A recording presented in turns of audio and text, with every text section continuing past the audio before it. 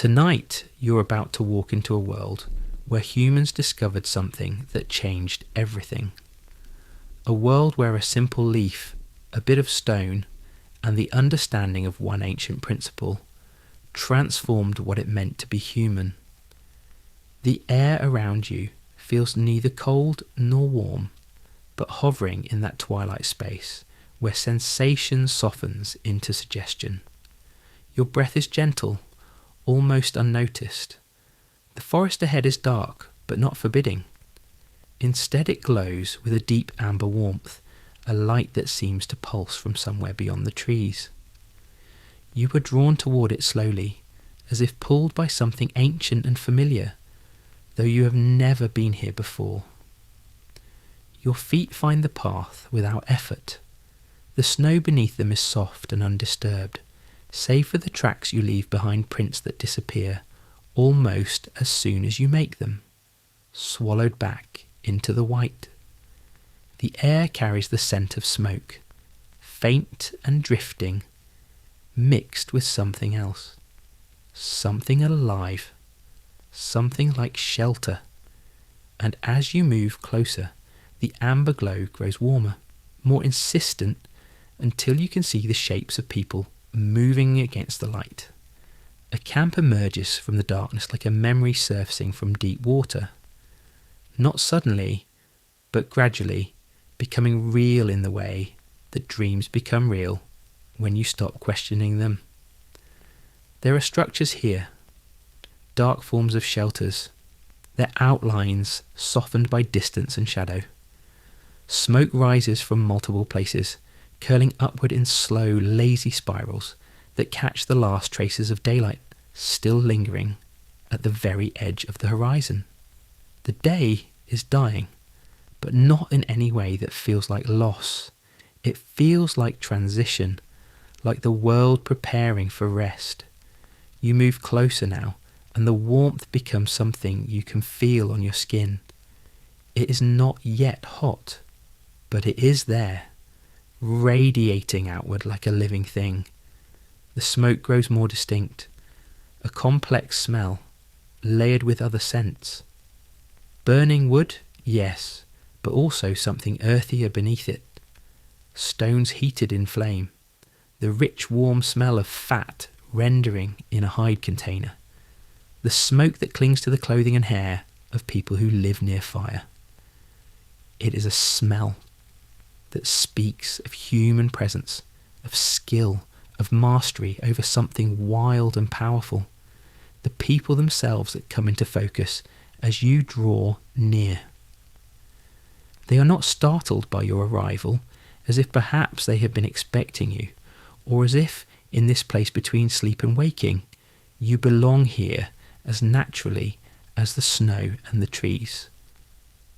Some sit near what must be the largest fire, though from this distance the flames are hidden from view, visible only as a glow against their faces and the hides they wear.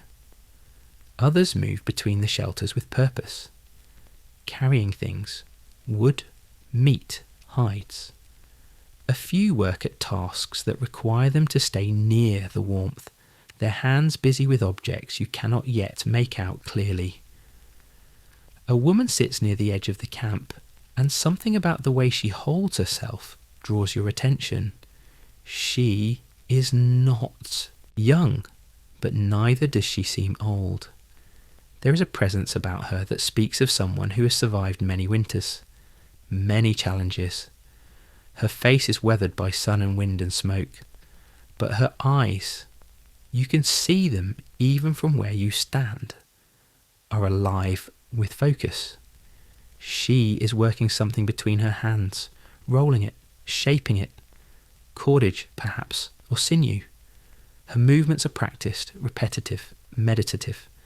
She works with the kind of efficiency that comes from decades of doing the same task, over and over, until the hands know the work without the mind having to direct them.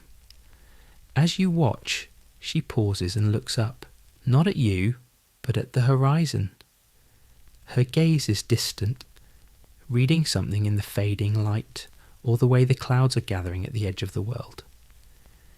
She has the look of someone consulting with the landscape itself, asking it questions without words.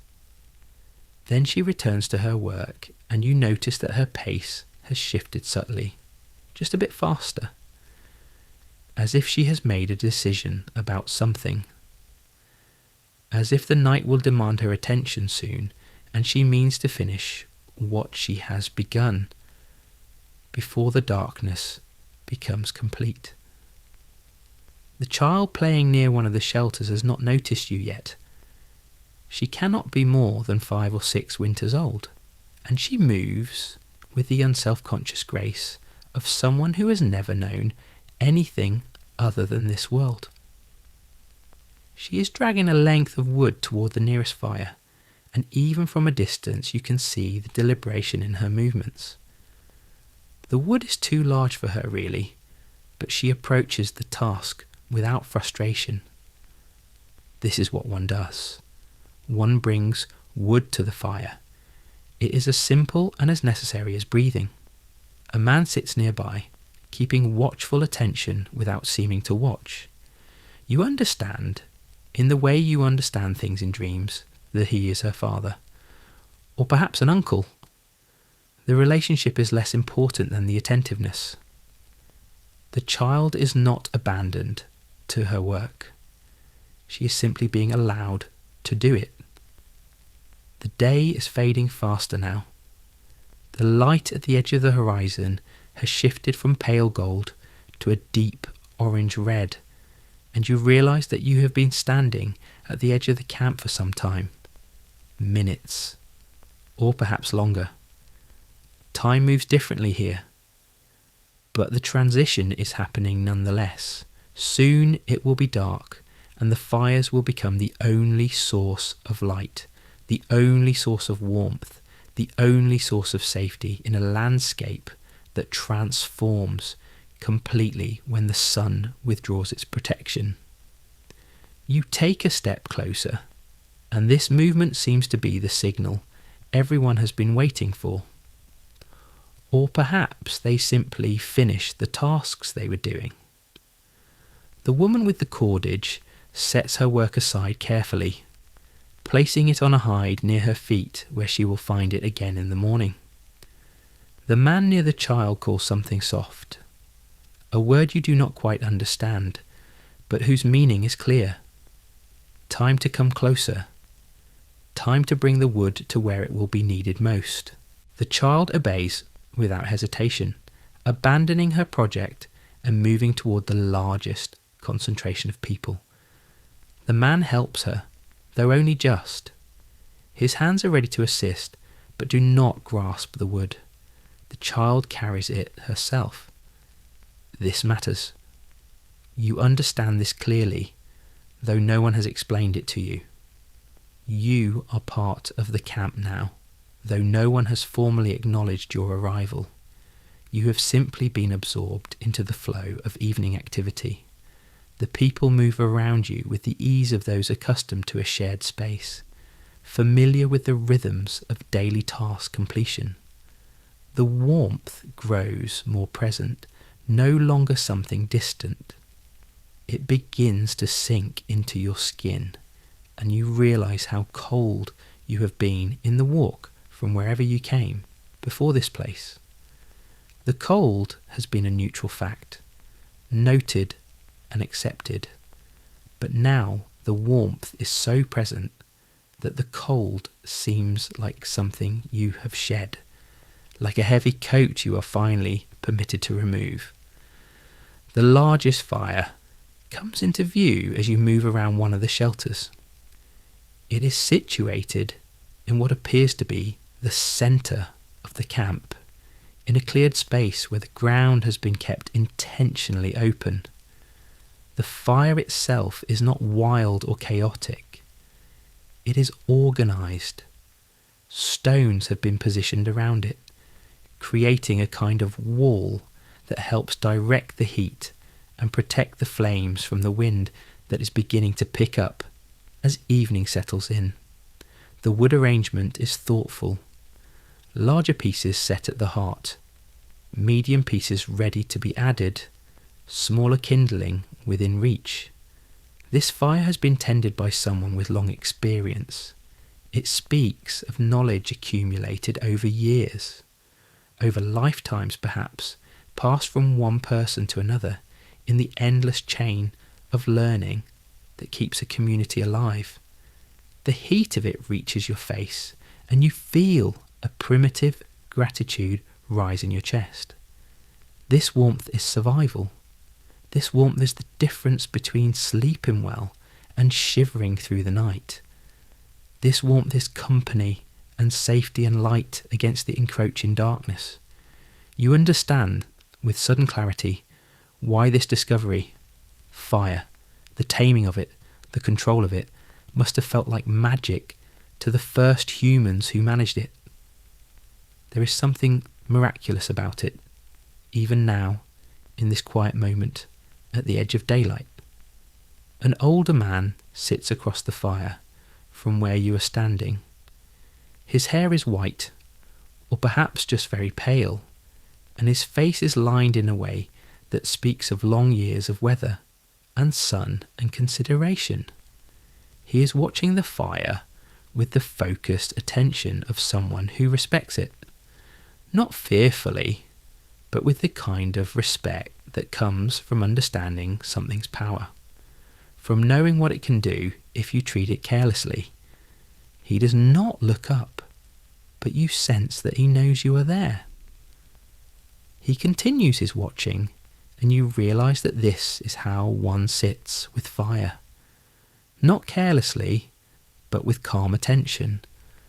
The fire is not something that can be ignored, even when it is at rest, even when it burns quietly. People gather now, moving in from their various tasks. They come with the unhurried motion of those who know the rhythm of the camp and trust it. An evening meal is being prepared. You can see the signs of it now. A hide filled with liquid is being positioned near the edge of the fire, not so close that it will scorch, but close enough that the heat will begin to work on what it contains. Someone is placing stones that have been warming in the fire's edge into the liquid with a long stick, and you hear the hiss and steam as they plunge into whatever it is. Bone broth, perhaps, or water infused with the essence of herbs and dried meat. The smell reaches you, and it is rich, sustaining, complete, in a way that speaks of winter and preparation and the knowledge of how to extract maximum nourishment from the resources that the world provides. The light is almost gone now. The sky above has shifted to a deep blue-grey, and the stars are beginning to emerge, one by one, like small lights being lit in sequence. The fires are now the dominant source of illumination, and they transform the space they occupy. Everyone is visible to everyone else, but the world beyond the immediate circle of firelight has become suggestion and mystery. The trees are dark shapes. The far shelters are outlined only in the faintest glow. The snow is silver in places where the firelight touches it, and deep shadow in others. The boundary between known and unknown has shifted dramatically with the fading of the daylight. You settle yourself near the warmth, taking a place that seems to have been waiting for you. Your muscles relax in a way they have not in hours. The cold that you did not fully acknowledge you were feeling begins to drain from your limbs, pulled away by the heat of the fire. Your eyelids grow heavier, not with drowsiness yet, but with the simple acknowledgement that the day has been long, that you are safe now, that the fire is here, burning steadily, and will continue to burn as long as the people tend it. The night has arrived, but it is not a frightening night. It is a night among people who understand how to live in darkness, how to carry light and warmth into it, how to transform it from a threat into simply another part of the rhythm of living. The woman who was working the cordage settles herself near you, though not so close that it would be intrusive.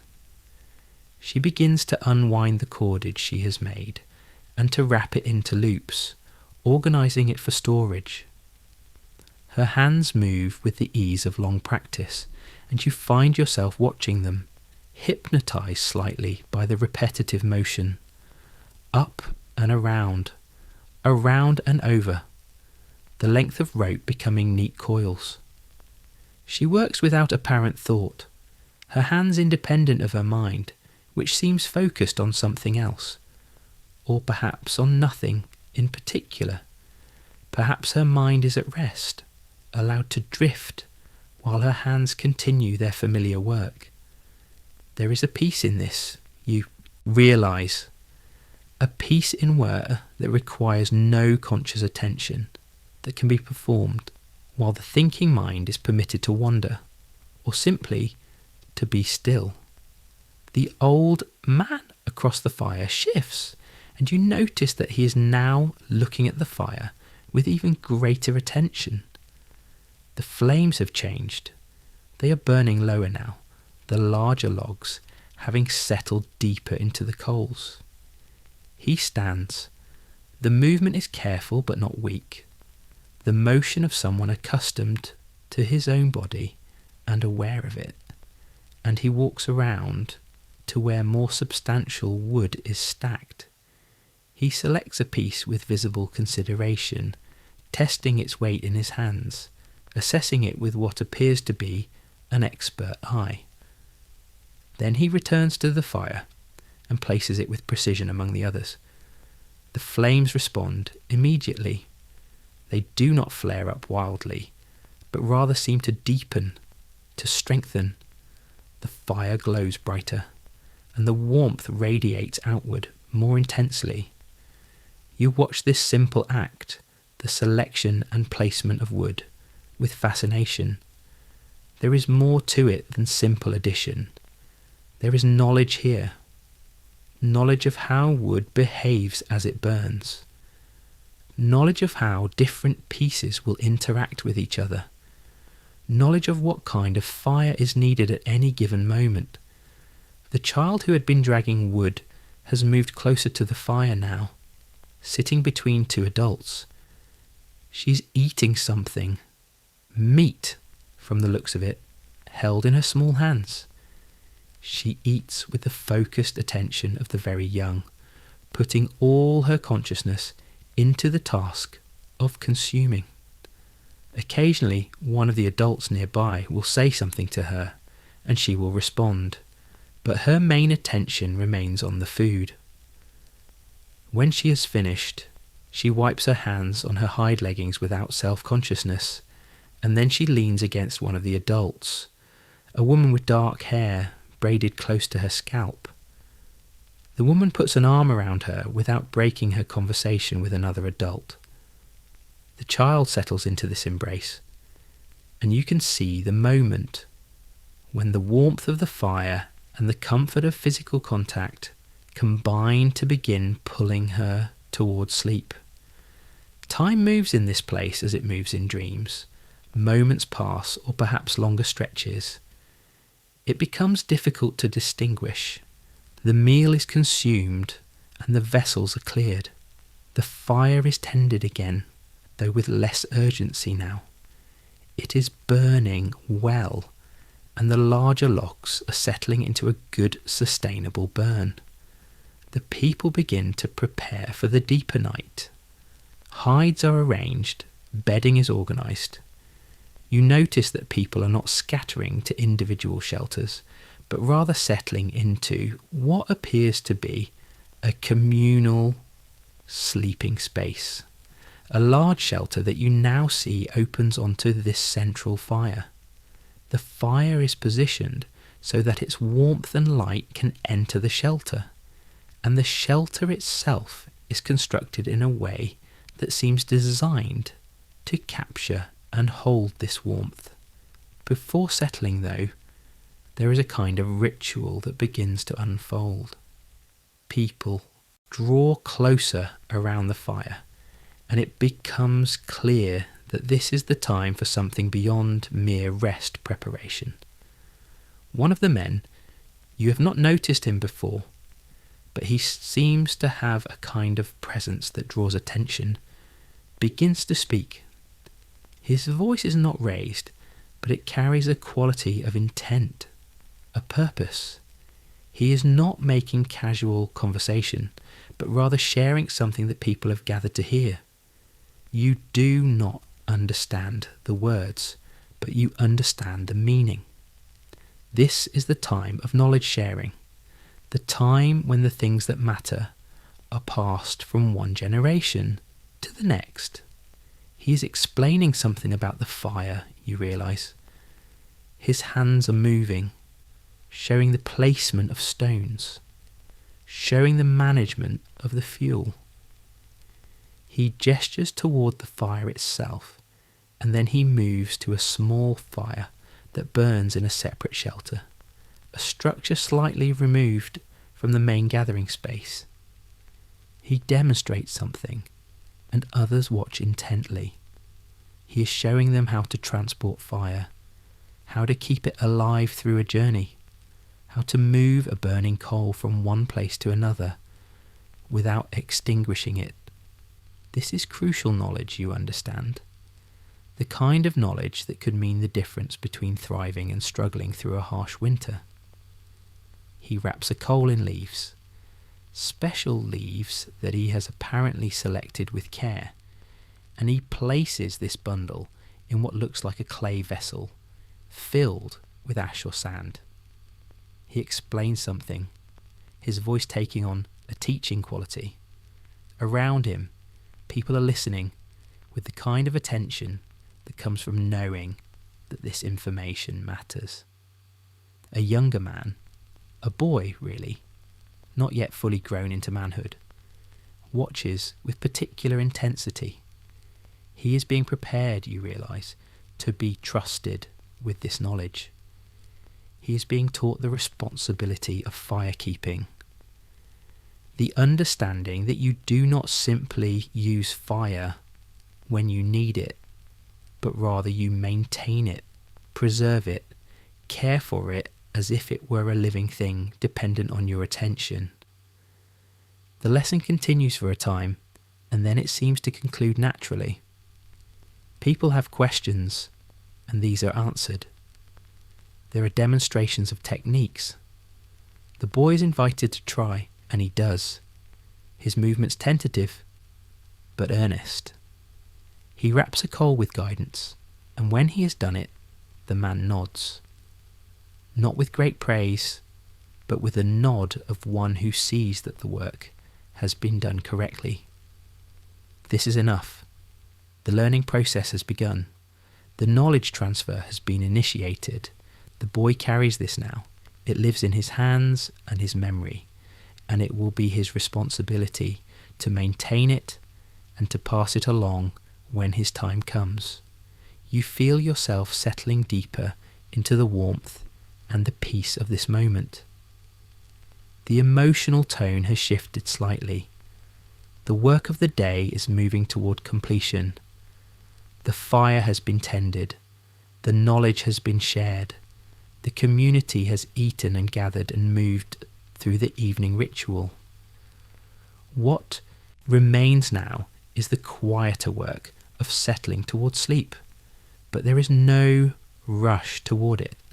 The people move at a pace that suggests they understand that sleep will come when it is ready, and there is no point in forcing it. Instead, they move into preparation, but slowly, taking their time with it. You move with them now toward the large shelter. Your legs carry you without conscious direction. You have become part of this flow, this rhythm. The entrance to the shelter is open, and the warmth of the fire reaches inside it, creating a kind of gradient. Warm near the opening, becoming slightly cooler as you move deeper in, but never truly cold. The people are arranging themselves for sleep, and you see now the sophistication of how they have built this space. The ground has been dug down slightly, lowering the sleeping area below the level of the external wind. The walls slope upward and inward, designed to trap and hold warmth. Bundles of dried grasses and other materials create layers of insulation beneath where people will sleep. Bedding is being arranged with care. Hides are layered, soft side up, creating surfaces that are both insulated from the cold ground and comfortable to lie upon. You notice that people are not spreading out widely, but rather positioning themselves so that they will be close to one another during the night. This is not crowding, but rather a deliberate strategy. Bodies create warmth, and in a group, that warmth accumulates. It is shared, it is protection. You understand this in the deepest part of your being, in the part of you that remembers a time before civilization, when survival depended on such things. The old man who tends the fire has remained outside for a time, but now he enters the shelter as well. He settles himself near the entrance, close to where the warmth from the fire outside is most accessible. His position seems chosen with thought. He is the first line of defence, perhaps, the watcher who will notice if the fire needs attention during the night, or perhaps he simply prefers the warmth and the light. Either way, his presence near the entrance seems to bring a kind of comfort to the others. They settle into their sleeping positions with the ease of people who trust that someone will be watching, that someone will notice if something requires attention, that they are safe.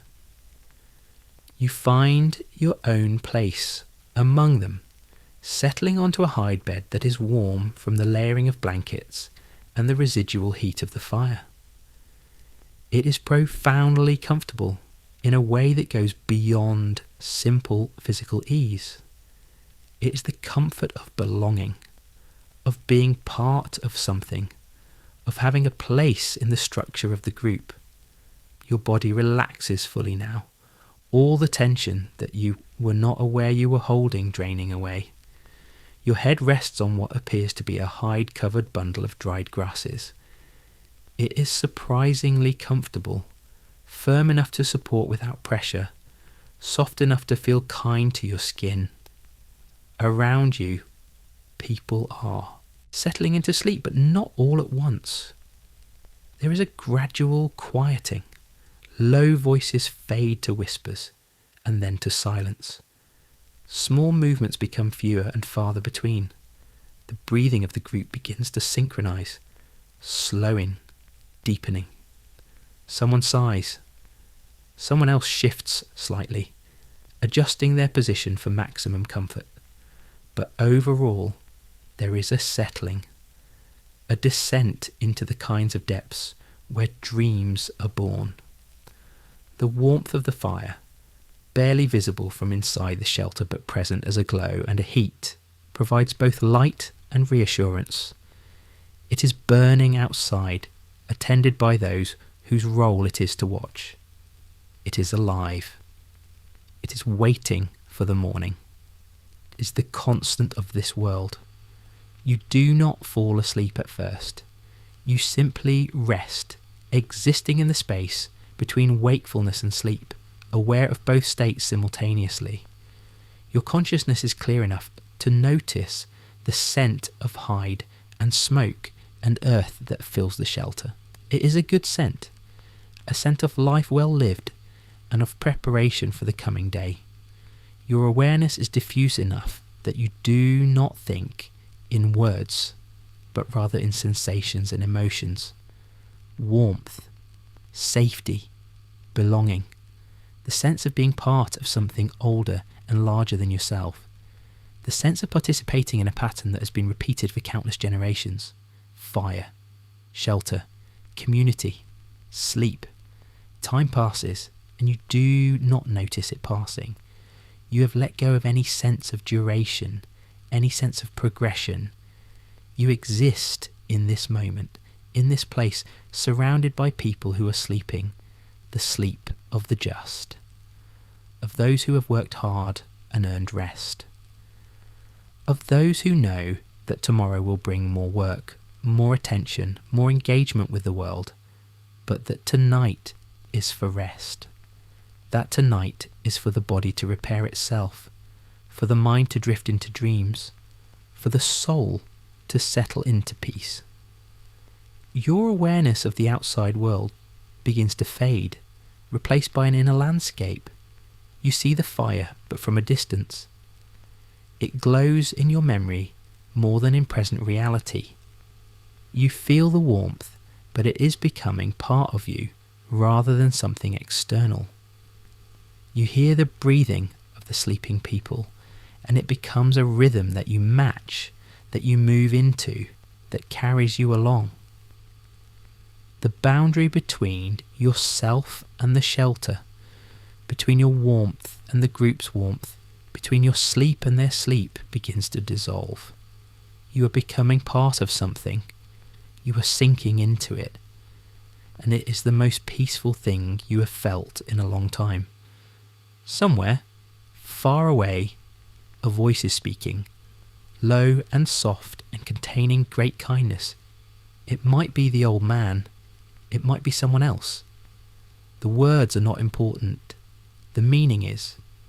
Someone is telling a story that has been told many times before, a story about the time before time, about how the first humans learned to make fire from the sun's reflection on special stones, a story about how they learned that they could carry this fire, that it did not have to remain in the sky, a story about how everything changed when they understood this, how the world became safer, how the nights became less lonely, how the cold became something that could be survived, managed, understood. The story washes over you, but you do not need to actively listen. It carries meaning without demanding attention. It is background, the way that the warmth is background, the way that the breathing of sleeping people is background. It is part of the texture of the night, part of the safety that has been created here.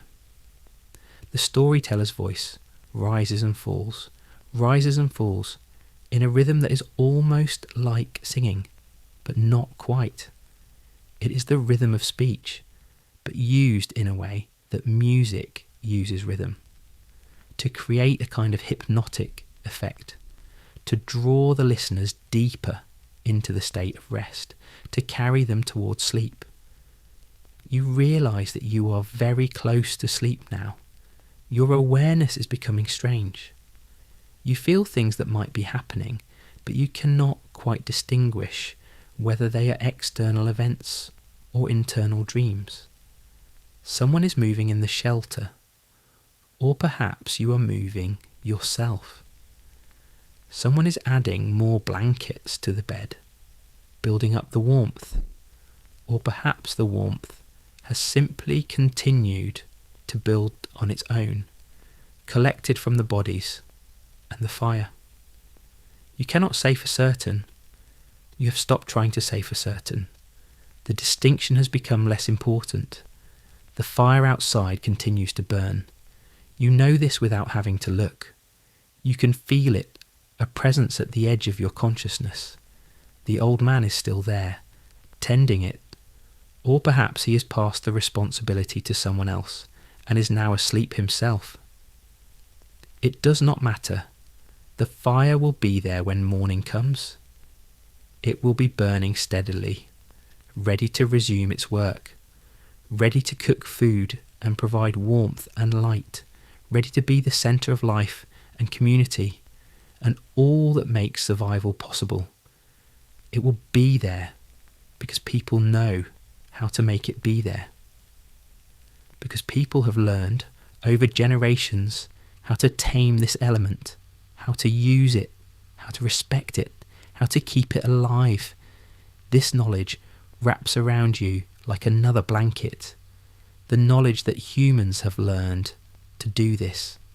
That the moment when the first humans realised they could make fire, could control it, could carry it from place to place, that moment changed everything. It changed what was possible. It changed where humans could live, how long they could live, how comfortable they could be, how safe.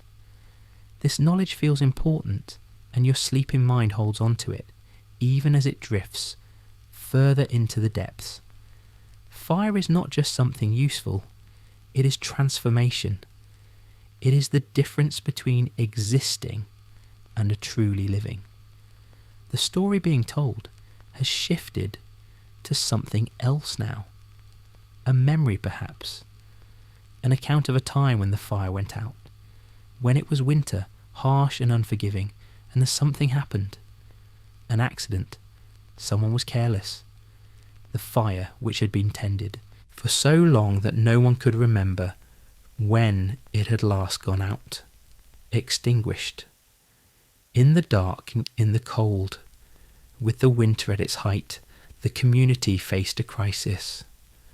But then someone remembered the knowledge, the teaching about how fire could be brought from the sky, if you had the right stones and the patience and the knowledge of how to wait for the sun. The story does not end in the details of how the fire was rekindled. That is not what matters. What matters is that it could be rekindled, that the knowledge existed, that humans could make fire again if they needed to, that they were not dependent on luck, but on understanding, on learning, on passing knowledge from one person to the next. This is the real fire, you understand, not the flames that burn outside, or the warmth that settles around you, but the fire that lives in human knowledge. The fire that each generation carries forward, carefully tended, improved upon, refined. The fire that allows humans to do impossible things, to survive in places where survival should not be possible, to create communities where communities should not exist, to transform themselves and their world, not through raw strength, but through understanding, through the patient accumulation of knowledge, through the willingness to teach and to learn. Your eyes close, and you're not certain when they closed. Your breathing is deep and slow and even. The muscles in your face relax. The tension in your shoulders dissolves. Your legs become heavy, almost indistinguishable from the hides and blankets that surround them. Your arms rest at your sides or curled near your body in the position that feels most natural for warmth and comfort. You are sinking now, really sinking, moving down into levels of sleep where the mind stops narrating and simply experiences, where sensation becomes the primary reality, where the body does the work it needs to do, and the consciousness simply rests. The warmth is everywhere now, a kind of pervading presence that seems to come from within you as much as from without. Your heart beats slowly, steadily, in rhythm with the sleeping people around you. The air you breathe is warm, softened by the shelter and the bodies that share it. The sounds of the night have faded almost completely. The wind is distant, buffered by walls and hides and the careful construction that protects against it. The fire is a distant glow, a memory of warmth more than a current experience. The people around you are unconscious. They're breathing the only sound that remains. You are becoming unconscious yourself, not in a sudden way, but in a gradual release of the last threads of awareness that have been holding you connected to the waking world. They let go, one by one, slowly and gently, the thread of awareness of the cold outside, the thread of awareness of the night sky and stars. The thread of awareness of the fire, burning steadily. The thread of awareness of the people around you, sleeping. The thread of awareness of your own body. One by one, they are releasing, and with each one that releases, you sink deeper into the warmth and the darkness and the peace. Sleep is not a state you enter suddenly, but rather one you are gradually absorbed into.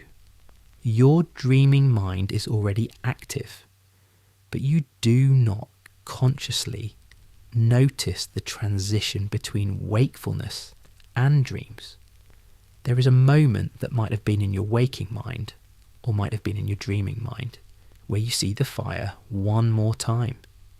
You see it burning clearly, flames dancing upward in patterns that are beautiful and hypnotic and fundamentally alive.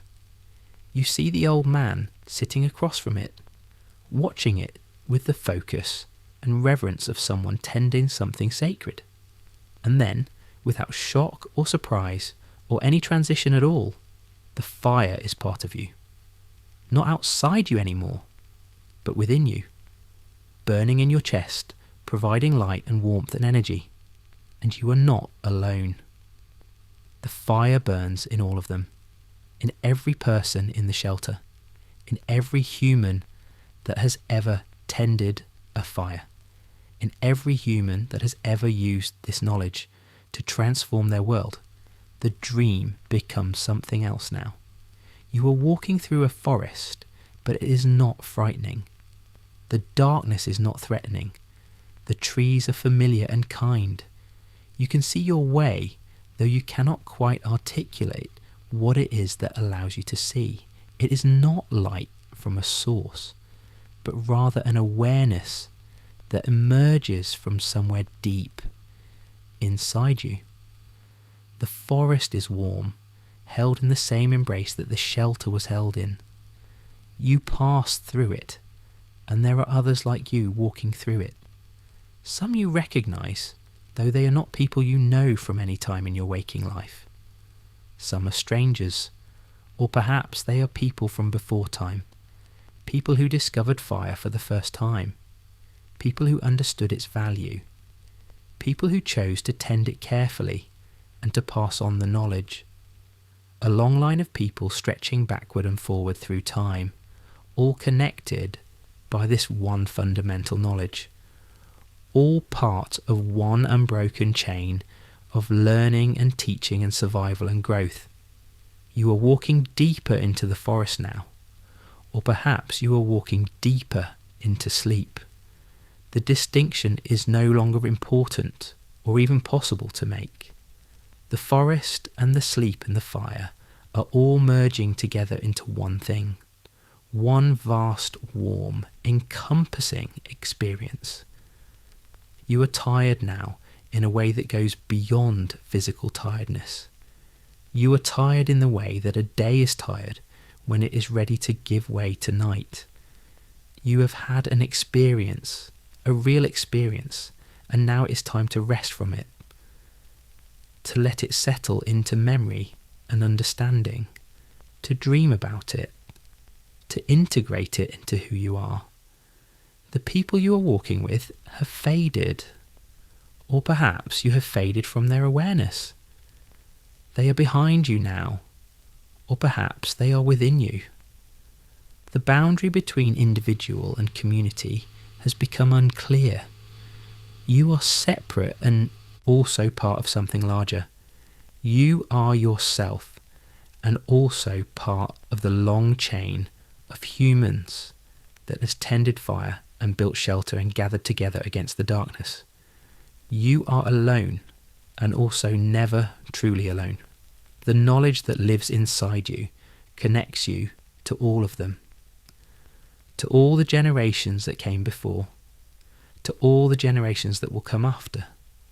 The fire you are carrying, for you realize you are carrying fire, now that you stop and notice it, is not visible, but you can feel it. It is warm and it is alive and it is your responsibility. Not a burden, but a gift. a knowledge that has been entrusted to you, because others before you entrusted it to those who came before you. You will pass it along in your time to those who come after you. The chain will continue. The fire will not go out. This is what it means to be human, you understand, with sudden clarity. Not merely to exist, but to carry forward understanding, to tend what matters, to pass it along, to be part of something that transcends your individual life and connects you to everything that humans have done since they first discovered that they could make fire. Your footsteps are becoming quieter, or perhaps you have stopped walking. You are settling yourself somewhere comfortable, and it is not so different from the shelter where you fell asleep, because of course the shelter and this place are the same place. The forest and the camp are the same place.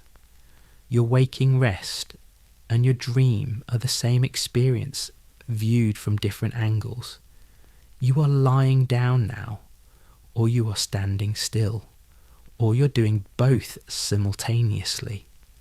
The meaningfulness of the question has evaporated. There is warmth everywhere. It is rising through the ground beneath you. It is in the air you are breathing. It is in your own body, glowing from within like a coal in a fire. The warmth that the sun creates, captured in fire, and then captured again in human bodies and human knowledge and human care for one another.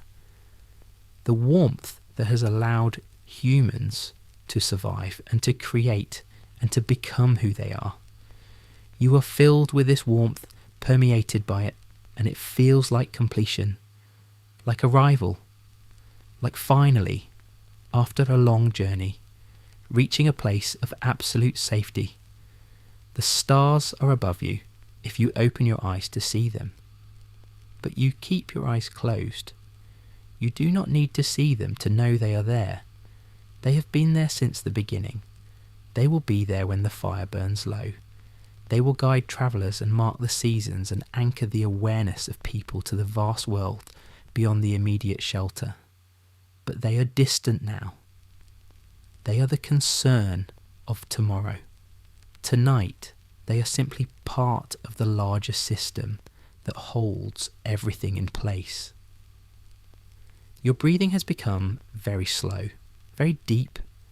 It is barely perceptible, just the gentle rise and fall of your chest as you exchange air with the night.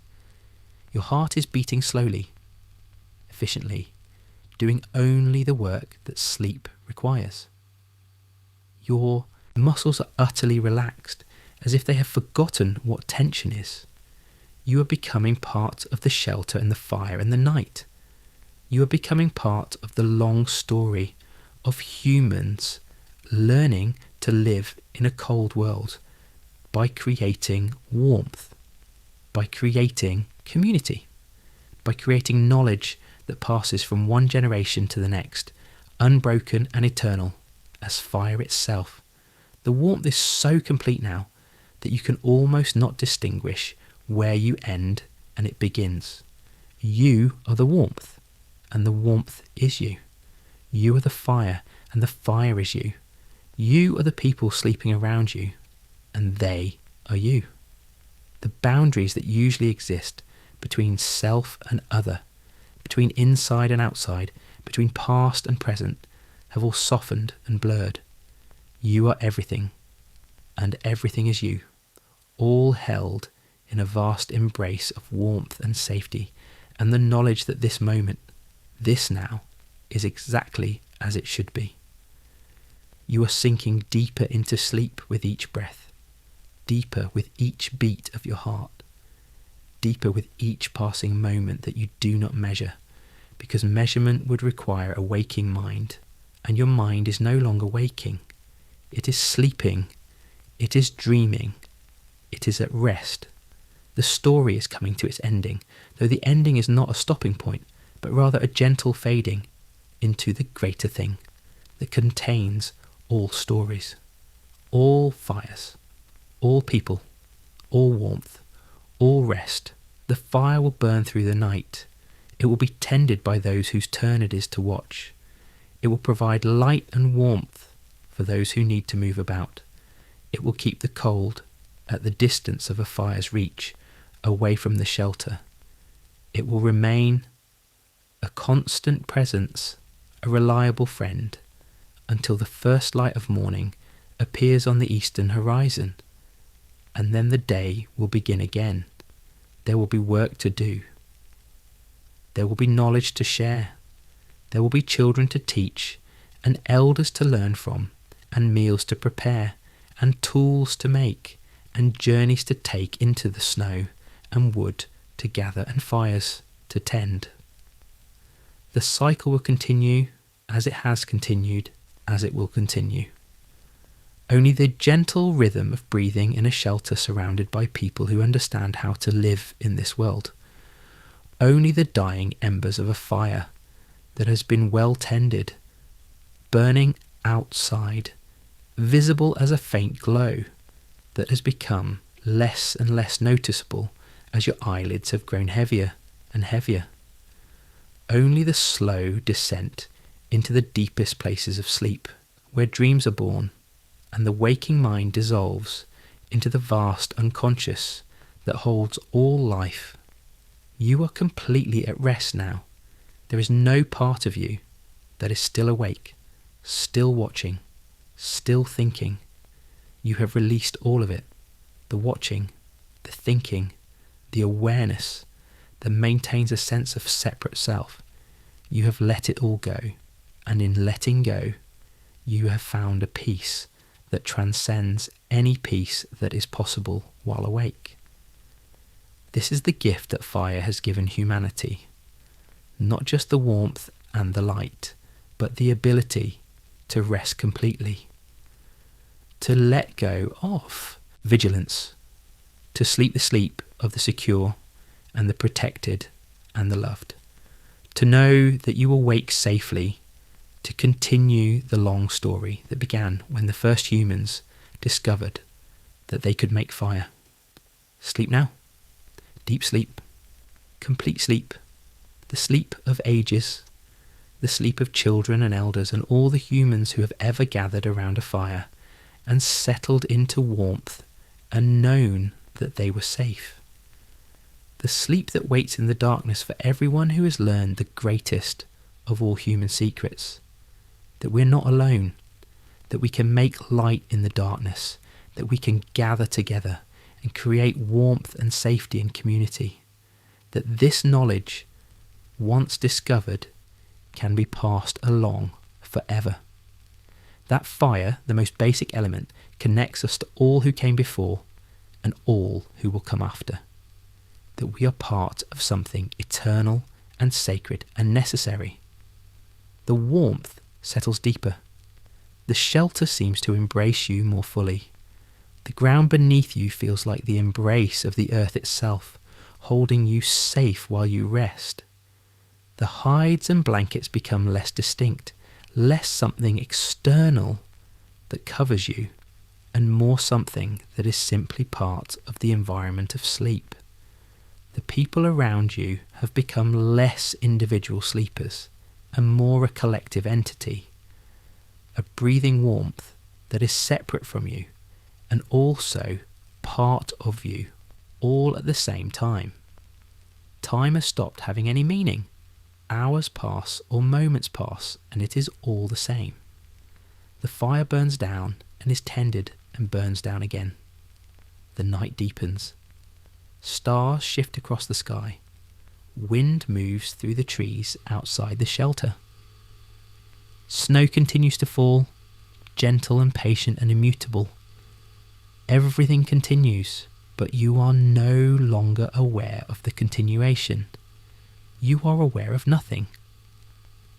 You are awareness itself, without content, without direction, without the need for any of the things that make the waking world comprehensible. This is the state of true rest.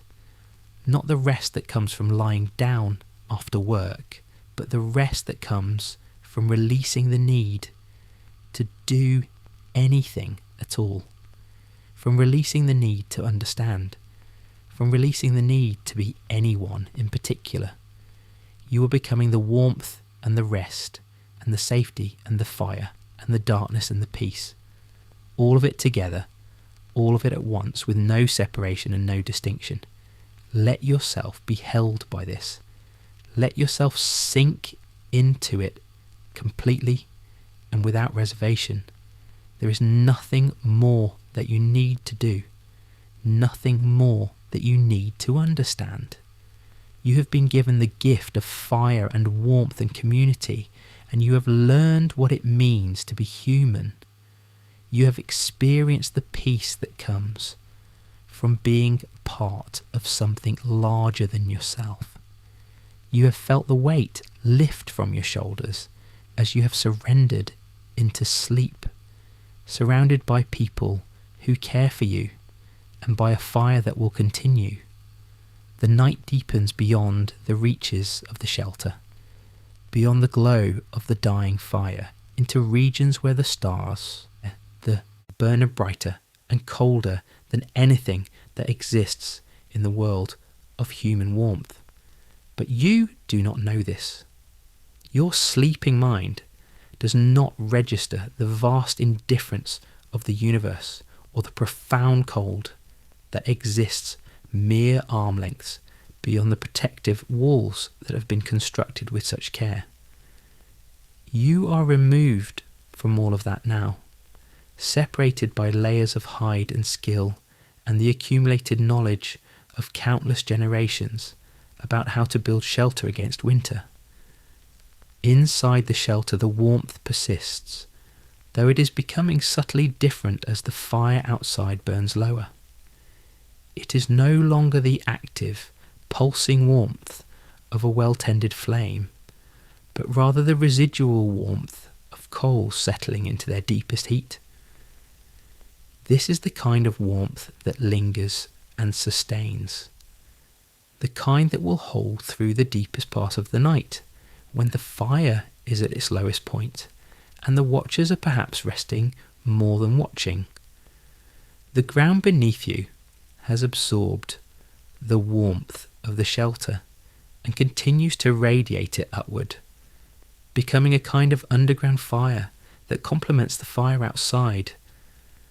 The hides and blankets that cover you have trapped your own body heat and the heat of the people around you, creating a microclimate of profound warmth that seems impossible given the temperature of the world outside. Your sleeping body is doing what it needs to do. Your heart is beating very slowly, conserving energy, allowing the muscles to rest and repair themselves after the day's work. Your breathing is deep but infrequent, drawing in the warm air of the shelter and extracting every bit of oxygen and warmth from it before releasing it slowly back into the communal air. Your digestive system is processing the food you ate, extracting the nourishment from the bone broth and the dried meat, converting it into the energy that will fuel your body through tomorrow and the day after, and all the days that stretch ahead through the long winter. Everything is working in perfect harmony, each system supporting the others, all of it calibrated by evolution and experience to survive exactly this situation, exactly this cold, exactly this darkness. In your dreams, which are becoming less dreamlike and more like a different sort of reality, you are walking again through that forest, but now you are not alone. The old man is with you, the one who tends the fire, and he is showing you things. He is showing you the way that certain stones reflect the light of the sun. How, if you have two of these stones and you strike them together in just the right way, sparks will fly. Sparks that fall into dry grass or bark or other kindling and create small spots of heat that grow into flame. He is showing you this with a kind of patience that seems infinite, repeating the motion over and over, letting you watch how it is done, letting you try it yourself with gentle correction, when your angle is wrong or your force is too tentative. In your dream reality, you strike the stones and sparks fly and they land in the carefully prepared kindling, and you blow gently on them and they grow into a small flame. The old man nods, not with great celebration, but with the quiet satisfaction of someone who has seen a student grasp a fundamental truth. Fire is not a mystery, his nod says. Fire is knowable. It is something that can be made by human hands if you understand how. If you have learned the method, if you have the right materials, if you're willing to practice and to be patient. But even as you are learning this in your dream, another part of your sleeping mind is aware of the waking world. You are aware of the warmth around you, aware of the body of the child who is nestled against your side during the deep night, seeking your warmth as much as you are seeking the warmth of the fire and the shelter. The child's breathing is innocent and easy, the breathing of one who has never known fear or coldness or want. The child's skin is warm against yours, and you feel a protectiveness rise in you that is ancient and primal and beautiful. This child is part of the future. This child will carry forward the knowledge of fire. This child will tend the flames and pass the learning to others.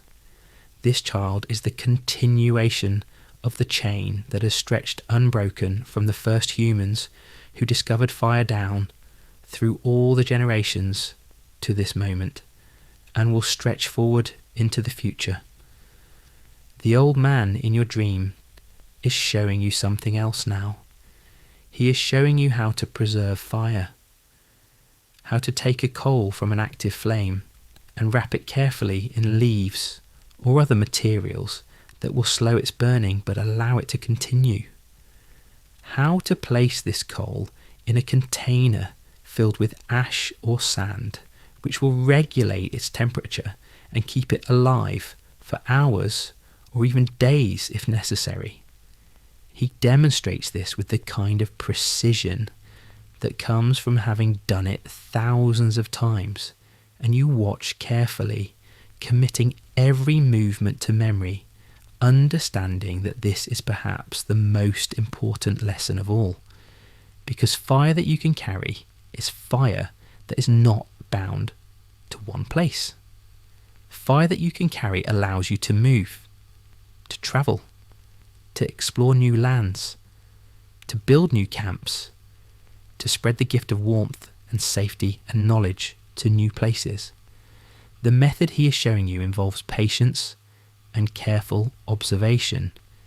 You must select the right coal, not one that is burning with active flame, but one that is glowing bright red at its core, not one that is cold and darkened but still alive inside. You must have the right leaves or materials, leaves that are somewhat damp, which seems counterintuitive, but which will slow the burning without smothering it. You must have a container that allows just enough air circulation to keep the coal alive, but not so much that it encourages active flame. All of this is knowledge, practical knowledge, knowledge that has been developed and refined over generations of experimentation and practice. When you have wrapped the coal and placed it in its container, you can carry it. You can walk through the cold and the coal will remain alive. You can place it carefully in a bed of dry kindling when you reach your destination and blow on it gently, and fire will bloom from it like a flower opening to the sun. This is not magic, though it must have seemed like magic to the first humans who discovered it. It is simply knowledge. It is understanding how fire behaves. It is respect for fire's power and careful work to channel that power to your purposes. Around you in the shelter, the other sleepers shift occasionally, though most are in the deep stages of sleep, where the body moves very little. Someone turns over slightly, adjusting their position for comfort. Someone else makes a small sound, not quite a word, but not quite unconscious either. These are the sounds of people sleeping naturally, without fear, without the need to maintain vigilance. In the waking world, before fire, humans would have needed to maintain a constant awareness, even in sleep, a readiness to wake if danger came.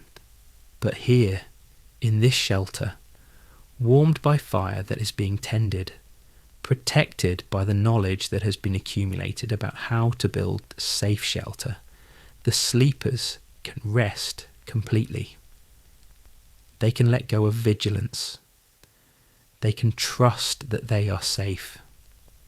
Your dream deepens again, and now you are seeing something from a perspective that is not quite yours, but not quite anyone else's either. You are seeing the camp from above, as if from a bird's perspective or from some other vantage point that allows you to perceive the entire camp at once. You see the fires burning, multiple fires, not just the large one, but smaller fires as well. Each one maintained by the people, each one serving a purpose. One for warmth, one for cooking or processing materials, one for light that reaches into the depths of the shelter. One maintained for the specific purpose of carrying fire. The coals carefully preserved in containers, ready to be transported if the camp needs to move. You see people moving between the fires even in the deep night. The old man is there, of course, tending the main fire, adding a piece of wood here, adjusting a coal there, always maintaining the balance that keeps the fire alive but controlled. The young man who was learning how to preserve fire is there as well, taking his turn at the watch, learning to read the signs that indicate what the fire needs. A woman is at one of the smaller fires, working on something that you cannot quite make out clearly, but which involves the use of heat. Perhaps she is processing fat, rendering it so that it can be stored and used later. Perhaps she is heating water, or preparing materials for tool making. The work never really stops, even in the night, even while most people are sleeping. There are those who are working, maintaining, tending to the systems that keep the camp alive. You realise as you watch from this perspective that the camp is a kind of organism itself. It has rhythms and patterns that are maintained by the collective effort of many people. The fire is the heart of it, beating steadily, pumping warmth and light and safety through all the surrounding tissues of shelter and people and stored food and tools. The work that happens around the fire is the work that maintains life. And this work is never done. It is continuous and cyclical. The fire burns down and must be fed. Food is consumed and must be replaced. Clothing wears and must be repaired. Tools break and must be remade. Shelter deteriorates and must be reinforced or rebuilt. This is the reality of living in a hard climate, in a world that is not designed for comfort, but for survival. And yet, there is comfort here. There is a kind of satisfaction that comes from knowing that you are part of this system, that your efforts contribute to the continuation of the group, that when you tend the fire, you are not just maintaining a physical flame, but you are maintaining the very structure of safety and warmth that allows humans to survive in a place and time when survival is not a foregone conclusion, when it is something that must be earned day by day through work and knowledge and cooperation. In your sleeping mind, you understand this completely. You understand why the old man teaches the young people so carefully, why the knowledge of how to make fire and preserve it and tend it is treated with such reverence, why the fire itself is never taken for granted, because fire is not just a tool, it is the difference between life and death in a climate this harsh. It is the key that has allowed humans to expand beyond the warm places where they evolved. It is the gift that has let them spread across the world, that has let them survive in places that should be uninhabitable, that has allowed them to create communities and knowledge and art and all the things that make human life rich and meaningful. The vision from above fades now, and you are back in your dream body, walking through the forest again with the old man. But now you are in a different part of the forest. There are places where fire has been used before. You can see the remains of old fires, circles of charred stone, places where the ground has been darkened by ash and smoke. The old man points to these with what seems like satisfaction. Here, he indicates, here we camped before, here we made fire, here we rested. These places mark the routes that the people have travelled many times before, the known ways through the world, the places that have been tested and proven to be safe for camping and shelter building and fire tending. There is knowledge in the landscape itself, you realise. The landscape holds memory. The places where generations of people have camped leave marks. They show where water can be found, where wood is abundant, where the shelter from wind is good, where predators are less likely to come. The people read this landscape the way they read fire. They understand it, they respect it, they know how to move through it in ways that allow them to survive and to thrive.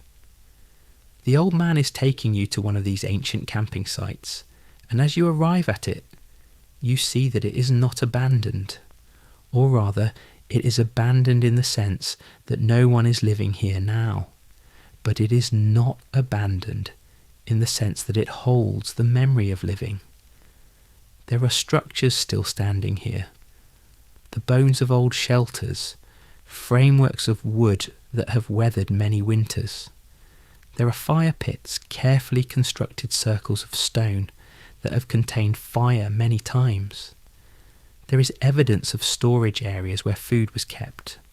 There is a stream nearby, frozen now, but clearly a source of water. This is a place that has been used and reused and will be used again. A place that the people of your group know well and trust. The old man shows you how to read these remains. He shows you how to understand from the construction of an old shelter what kind of weather it was designed to protect against. How to see from the configuration of fire pits what kind of cooking and heating was done here. How to interpret the evidence of past living so that you understand not just the physical layout of a camp, but the decisions and priorities that guided the people who built it.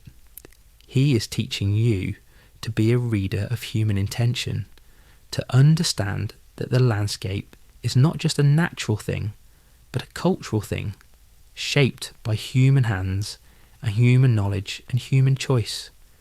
In the shelter where your physical body is sleeping, more time has passed than you realise. The night has moved through its stages. The deepest cold is passing now, that time between midnight and the first hints of dawn, when the temperature drops lowest and the stars burn brightest.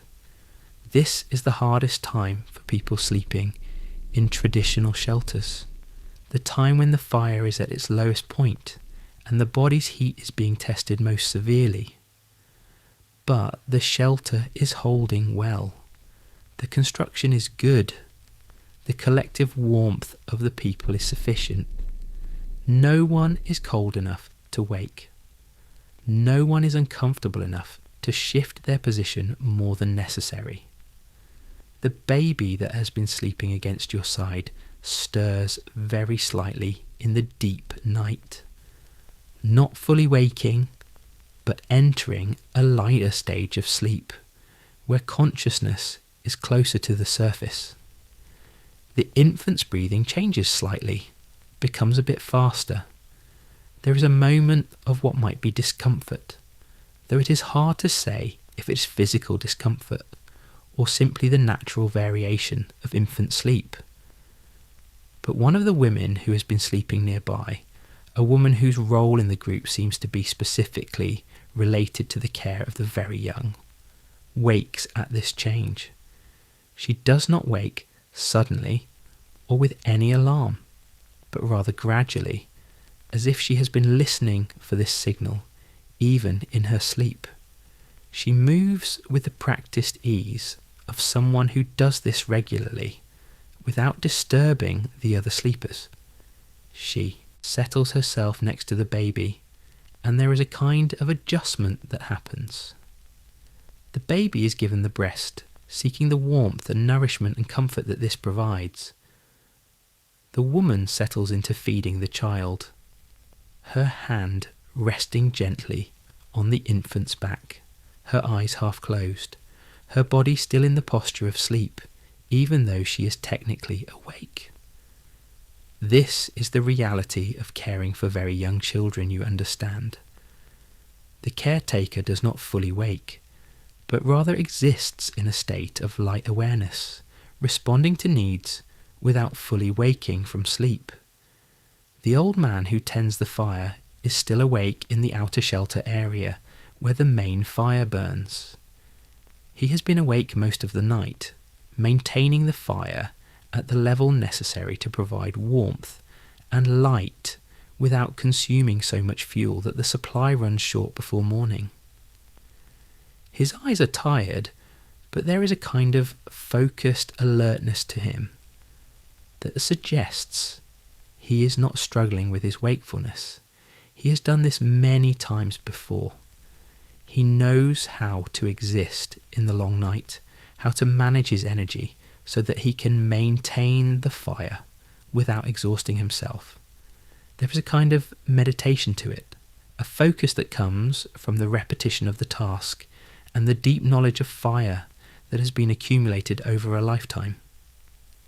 He checks the fire now, moving a piece of wood slightly, allowing more air to reach the coals beneath. The flames respond immediately, brightening slightly, and he nods to himself with satisfaction. This is exactly what was needed. The fire will maintain well through the remaining hours of darkness. By the time true dawn comes, by the time the sun's light reaches the eastern sky, the fire will have burned down to embers, but it will still be alive. It will still be ready to be fed with fresh wood and brought back to full flames. The work of fire tending is a kind of dance between allowing the fire to burn and controlling its burn, between feeding it and letting it rest, between the active and the passive, the yang and the yin, the giving and the receiving. The old man stands and stretches slightly, easing muscles that have been relatively still for hours.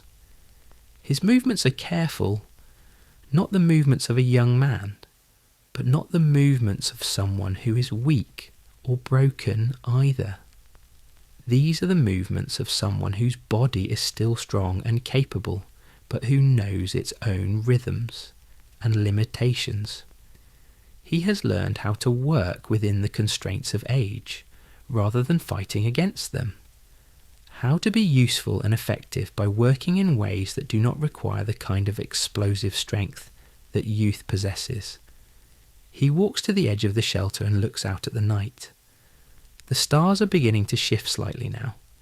There is no visible change in the darkness, nothing that would be obvious to someone who was not paying careful attention. But the old man pays careful attention. He is reading the signs that the night is moving toward its end. The stars have changed. position slightly.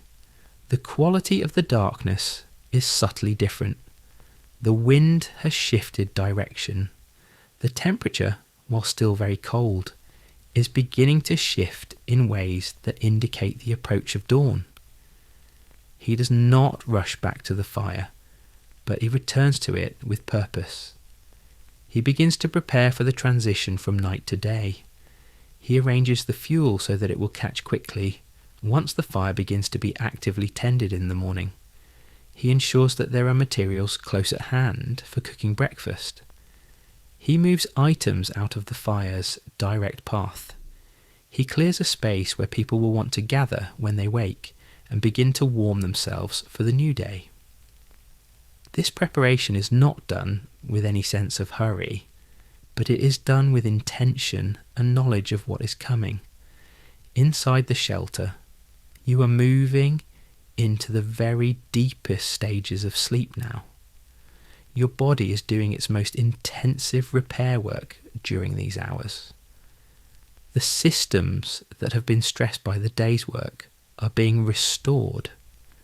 The inflammation that has accumulated in the muscles and joints is being reduced. The immune system is doing its vigilant work, maintaining the defences against illness and infection. The neural system is doing the work of processing memory, converting the experiences of the day into long-term storage. Sleep is not simply rest. It is active work, the body's work, the work of maintaining and restoring itself. Your dreams have shifted again, and now you are not in the forest or the camp, but in a kind of timeless space where you are experiencing sensations and emotions rather than specific events. You are feeling the warmth of the fire. You are feeling the safety of the shelter. You are feeling the belonging that comes from being part of a group. These emotions are not tied to any specific memory or event, but they are real nonetheless. They are the fundamental truths that lie beneath all the surface details of life in a prehistoric camp. The truth that humans need warmth, the truth that humans need shelter, the truth that humans need community. These needs are met, and in their being met, there is peace. The baby who had woken briefly is sleeping again now. His or her small body warmly nested against the caretaker's body, the bond between them strengthened by the act of feeding and the comfort that it provides. The caretaker herself is sliding back into deeper sleep, her alert wakefulness no longer needed. The child's need has been met, and sleep can resume. There is a kind of efficiency to this system, evolved over countless generations, that allows humans to respond to needs without disrupting the overall pattern of rest that the whole group requires. Around the shelter, other people are sleeping in the various stages of sleep, most of them in the deeper, more restful phases where dreams are vivid and the body does its most intensive work. Some are in lighter stages, their sleep more easily disturbed, but even these lighter sleepers are resting in a way that allows the body to recover. The whole shelter is filled with the sound of breathing, the soft sounds of people at rest, the occasional small movement or adjustment of position. It is a sound that speaks of safety and peace, and the knowledge that the night is being managed, that the fire is burning, that the world outside can be held at a distance by the people inside. The fire outside continues its slow burn, maintained by the old man's careful attention. The coals glow in the darkness, and the flames that rise from them are lower than they were earlier in the night, but they are still present, still alive, still radiating warmth. The logs are positioned in such a way that they will burn slowly and sustainably through the remaining hours of darkness. The old man settles himself near the fire, not sleeping, but resting in a state of alert relaxation that is familiar to people who have tended fires for most of their lives. His awareness of the fire is automatic now, at a level below conscious thought. He does not have to watch the flames to know what they need. He can feel it. The temperature outside the shelter continues to be brutal. The cold is the kind that can kill if you're not protected. The kind that will freeze exposed skin within minutes. The kind that will cause the water in blood to crystallize if someone is not careful. The kind that has shaped the entire adaptation of the human species in this region. But here, inside the shelter, warmed by the fire and by the collective body heat, and by the careful construction of the shelter itself, the cold is something that exists in another world. It is a theoretical thing, not a lived reality. The reality here is warmth. The reality here is safety. Your sleeping mind is becoming aware of something now. A subtle shift. A barely perceptible change in the quality of the air, or the temperature, or the light. The very edge of dawn is still far away, but the night is beginning to acknowledge that day is coming. The darkness is not lightening yet, not by any measure that would be visible to anyone looking at the sky. But the quality of the darkness is changing. The darkness itself feels different, as if it knows that its reign is temporary, as if it is beginning to prepare for the dawn. The old man feels this too. He has adjusted the fire slightly, positioning it so that it is ready for the increase in attention it will receive once people begin to wake. Once the real work of the day begins. He has perhaps an hour, maybe more, before people begin to stir. Before the camp begins, the slow process of waking, before the shelters empty and people gather around the fires and begin to break their fast and prepare for the day's work. He uses this time to rest in his own way, sitting in a kind of alert meditation by the fire, his mind calm but not inactive, his awareness present but not focused on any particular thing. In the shelter, the child who had been playing near the fire yesterday is curled up, in sleep, her small form completely relaxed, her face peaceful in a way that only the faces of the very young can be. She is dreaming, probably, her eyes moving rapidly beneath closed lids, her fingers occasionally twitching. Whatever dream world she is inhabiting, it seems to be a peaceful one. There is no distress in her expression, no tension in her small body. She is safe here. She has been safe all her life. The warmth and shelter and community are all she has ever known. The fear that an older person might feel in a harsh climate does not touch her. She is entirely protected by the knowledge and skill and care of the adults around her. Time continues to move in its inexorable way. The deep night slowly transforms into the pre-dawn darkness. The stars shift their positions. The quality of the air changes so subtly that it would be imperceptible to most people. But the old man perceives it. He knows that the dawn is coming, that the night is ending, that a new day is beginning. He stands and stretches again, preparing himself for the work that will come. He walks to the edge of the shelter and checks the sky one more time, confirming what his body already knows. The night is giving way. He returns to the fire and begins to prepare it for the morning. He adds a piece of wood, a dry piece that will catch quickly when the fire is encouraged. He arranges the materials that will be needed for cooking and heating water. He stirs the coals slightly, encouraging them to burn just a bit brighter. not enough to create a large flame, but enough to indicate that the fire is fully alive and ready to respond when people wake and begin the day's work. In a short time, the camp will wake.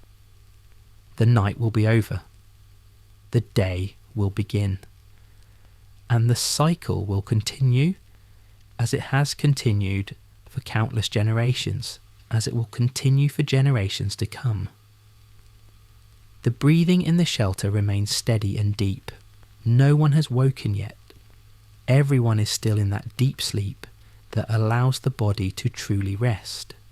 The warmth is complete. The safety is assured. There is nothing that requires attention or response. There is only the simple fact of resting, of allowing the body to recover, of participating in one of the most fundamental human activities, the activity of sleeping safe in a warm shelter among people who care for you, the activity that makes all other activities possible, the rest that is necessary for survival and for the continuation of knowledge and skill and community. The baby stirs again, but only briefly. The movement is small, almost imperceptible. The infant's sleep is lighter than the sleep of the adults, more easily disrupted, more frequently interrupted by the need to feed or the awareness of discomfort. But these disruptions are brief. Soon the small one settles again, finding the warmth of the caretaker's body, discovering again the comfort of that connection. There will be time for more sleep before morning comes, time enough to rest before the day begins and the needs of the day assert themselves. You are still sleeping deeply, your mind working through the dreams that emerge from the depths of sleep. You are no longer aware of the specific details of the shelter or the people or the fire. You have descended into layers of sleep where the boundary between your individual consciousness and the collective unconsciousness of humanity becomes very thin, where you are connected to something vast and ancient and eternal, where the dreams of humans sleeping in shelters like this one, in countless places and countless times, seem to merge into one vast dream. In this dream state, you are experiencing something that might be called ancestral memory, though it is not memory in any personal sense. It is the memory carried in the body, in the cells, in the deep structures of the brain. The memory of fire, the memory of the discovery of fire, the memory of what it meant when humans first understood that they could make flames, that they could create warmth, that they could gather around this source of warmth and be safe. This memory is carried in every human that has descended from those first fire makers.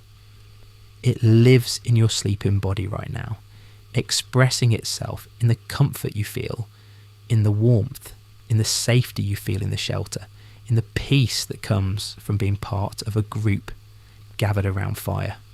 The night is deep and old, but it is also young. It is giving way. The process is slow and subtle, but it is inevitable. The dawn will come. The fire that has burned all through the darkness will be fed and will flame up to greet the new day. The people will wake and will gather around it. They will warm themselves and eat and begin the work of the day. The cycle will continue. And throughout all of this, the knowledge of fire will persist. The careful skill of tending it will be practiced and refined and passed along. The gratitude for its warmth and light and safety will be felt, even if it is not expressed in words. Inside the shelter, surrounded by sleeping people, warmed by a fire that burns beyond your sight, but not beyond your awareness. You rest in a state of peace that transcends any peace that can be experienced while awake.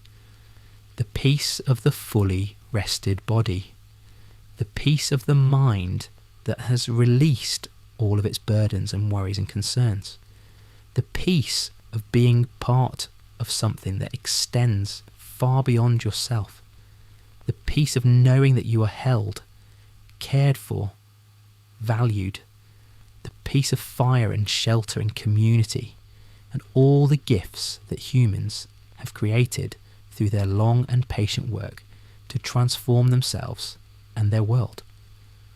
The cold outside the shelter is immense and indifferent and merciless, but here, inside, is warmth. Here is life. Here is the triumph of human knowledge and skill and cooperation over the hostile forces of nature. Here is what it means to be human, to be a being that can observe fire and understand it and make it and use it and teach others to make it. To be a being that can build shelter and create community and accumulate knowledge and pass it along. To be a being that can transform the cold darkness into a warm light through skill and care and intention. The old man sits by the fire one more time before the dawn truly comes. He has been sitting here for hours, maintaining the flames, preserving the coals, preparing everything for the morning. His face is weathered by decades of sitting by fires, like this one. His hands are scarred and strong from decades of work, with fire and tools and the materials of survival. He looks at the flames and his expression is peaceful. He is doing what he has been born to do, what his parents taught him to do, what he has taught many others to do. The work is never finished, but it is the right work. It is the work that matters.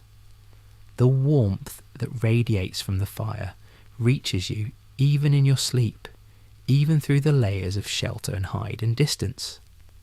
It is a gentle warmth now, less intense than the warmth of mid-evening, but still present, still real, still a source of comfort and safety. You are held in this warmth, like a hand holds something precious, like fire holds the night at bay, like community holds the individual within itself. You are held, and you are safe, and you are home. The sky at the very edge of the eastern horizon is beginning to show the faintest suggestion of colour. Not light yet, not anything that could be called dawn, but the promise of dawn, the suggestion that the night is ending, the indication that the sun is beginning its journey back toward this part of the world. The old man sees this and nods to himself. The night has held. The fire has survived. The people have rested. Another cycle has been completed. Another night has passed. And with it, the knowledge that humans can survive this harsh climate, that they can make fire and tend it and use it to create safety and warmth and light, that the fire will burn tomorrow night as well, and the night after that, and every night to come, as long as people continue to tend it and pass the knowledge along. The first stirring in the shelter comes not as a sudden waking, but as a gradual shift from deep sleep to lighter sleep to consciousness. It begins with the woman who has been tending to the baby throughout the night. She does not open her eyes, but her awareness begins to surface. Her body senses the change in the quality of darkness outside, the subtle shift in air temperature that indicates the approach of dawn. Her biological rhythms, calibrated by years of living in this rhythm, respond to the approach of daylight even before her conscious mind registers it. She lies still for a moment, allowing herself to exist in that space between sleep and waking, where many of the best moments of rest can occur. The baby is still asleep against her body, small and warm and utterly trusting. She does not move, not wanting to disturb the child's sleep. Instead, she simply exists in this moment of quietness, feeling the weight of the small body against her, feeling the slow rise and fall of the infant's breathing, feeling the profound connection that exists between caretaker and child. This moment, unremarkable and uncelebrated, is nonetheless one of the core experiences of human life. The experience of being needed, of being trusted, of being the source of safety for another being. Around the shelter, others are beginning to stir as well, not waking yet, but entering the lighter stages of sleep, where the mind is closer to consciousness. A man shifts his position slightly, his body adjusting to a small point of discomfort that has accumulated through the long night. A woman stretches her legs slightly, easing them after hours of being in one position. An older child moves closer to the warmth of another body, seeking additional comfort and security. These movements are small and unconscious, but they indicate that the deep sleep is passing. That consciousness is beginning to approach. The old man by the fire stands and adds more wood to the flames. Not gently this time, but with the intention of building the fire up for the day. He places larger pieces now, pieces that will burn steadily and provide the warmth that the people will need as they wake and begin to move around. The flames respond immediately, rising higher, brightening, transforming the fire from the controlled, low burn of the night into something more active and alive. The warmth radiates outward more intensely, and even from inside the shelter, people begin to feel this increased warmth. It registers on their sleeping senses as a signal. The night is ending. The day is beginning. The fire is being prepared for the activities of the new day. The first person to fully wake is the child who had been playing near the fire the day before.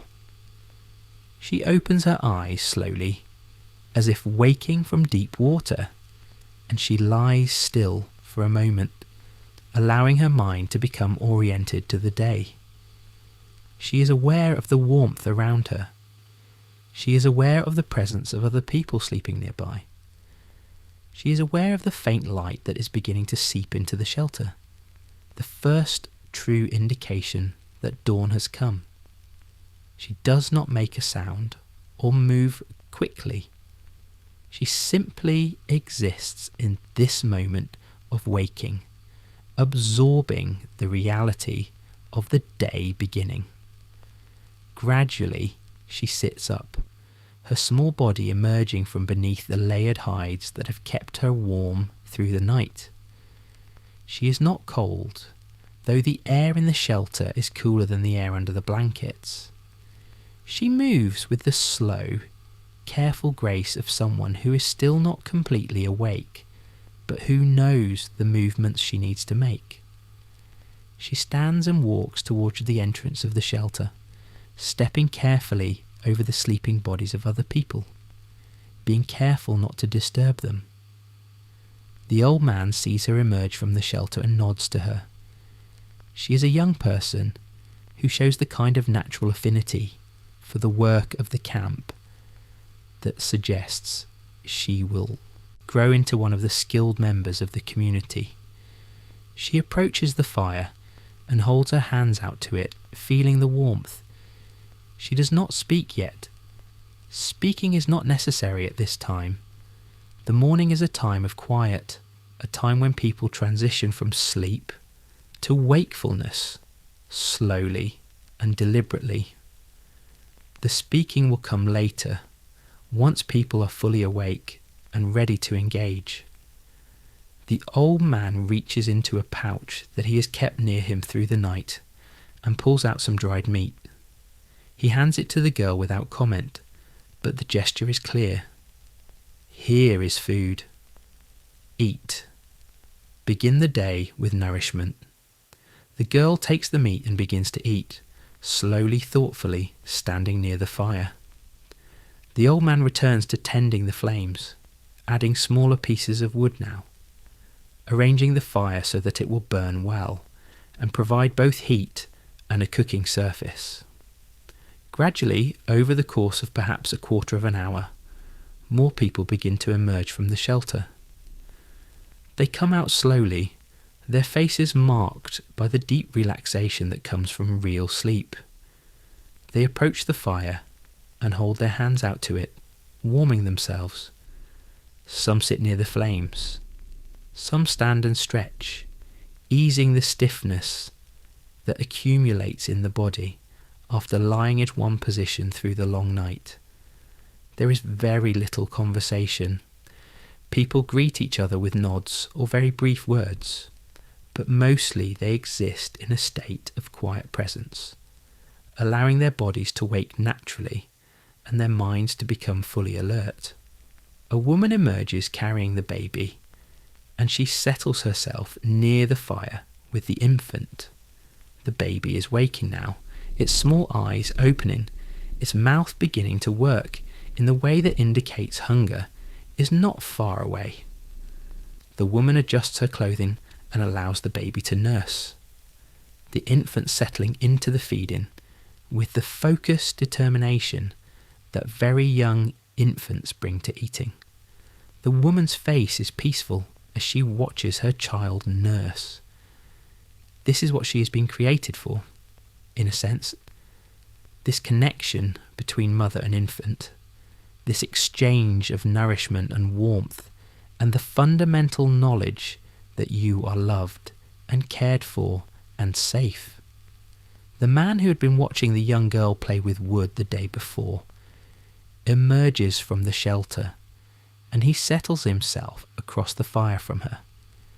He watches her eat, and there is something in his expression that suggests he is observing whether she is eating enough, whether she is obtaining sufficient nourishment. This observation is not intrusive, but it is present.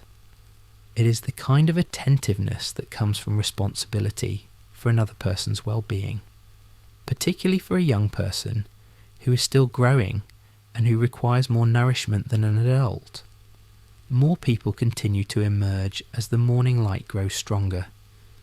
The shelter seems to disgorge them gradually until there are perhaps 24 people arranged around the fire. Some are very young, from infants to children of 6 or 7 winters. Some are adults in their prime, their bodies still strong and capable of hard work. Some are older, their bodies bearing the marks of many years of work and weather, and the stresses of living in a harsh climate. But all of them are connected. All of them are part of one group. All of them have gathered around this fire for warmth and safety in the beginning of another day. Food is being prepared now. You can see various stages of the cooking process around the different sections of the fire. Someone is placing meat on heated stones, allowing the fat to render slowly. Someone else is crushing dried berries and other plant materials, mixing them together. A person is heating water in a hide container by dropping hot stones into it, and the steam rises upward in the cool morning air. The smells are complex and rich. The smell of a people who have learned how to extract maximum nourishment and flavour from the resources available to them. The smell of community beginning its day with shared food. The old man moves through all of this with a kind of calm authority. He is not commanding anyone to do anything, but he seems to have a knowledge of what needs to be done, and he performs many of the tasks himself. He checks on the rendering meat, moving it slightly to ensure even cooking. He adjusts the level of heat in different sections of the fire. He ensures that there is adequate water heating. He is the keeper of the knowledge, not in an oppressive way, but in a way that suggests that he has simply done these things more times than anyone else, and therefore knows how they should be done. You have become aware enough now to sit up yourself, though you are not fully awake. You exist in that strange state where you are no longer sleeping, but not quite fully conscious either. You remain very still, watching the scene unfold, not quite ready to fully participate, but aware of what is happening. Your body feels extraordinarily rested, more rested than you might have thought possible after a single night of sleep. But the sleep, here, in the shelter, warmed by the fire and by the presence of community, seems to restore in a way that ordinary sleep does not. Gradually, over the course of perhaps another quarter of an hour, the camp reaches a state of full wakefulness. The children are playing now, their high voices calling to each other. The adults are moving with more energy, more purpose. The food is nearly ready. The fire is burning well, providing both warmth and the heat necessary for cooking and heating water. The day has truly begun. The night has receded into memory. The work of the day is about to commence. You notice that the old man seems to be assessing the group, looking from person to person, as if he is determining what work needs to be done and who should do it. But again, he does not command. He simply speaks quietly to people, and they seem to understand what is needed.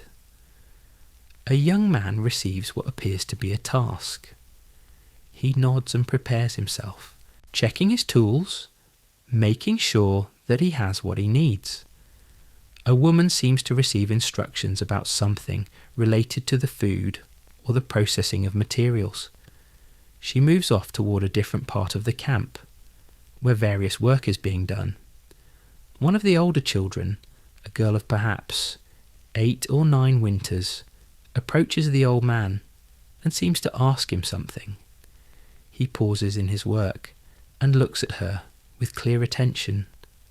Whatever the question is, it is important enough that he stops what he is doing to answer it properly.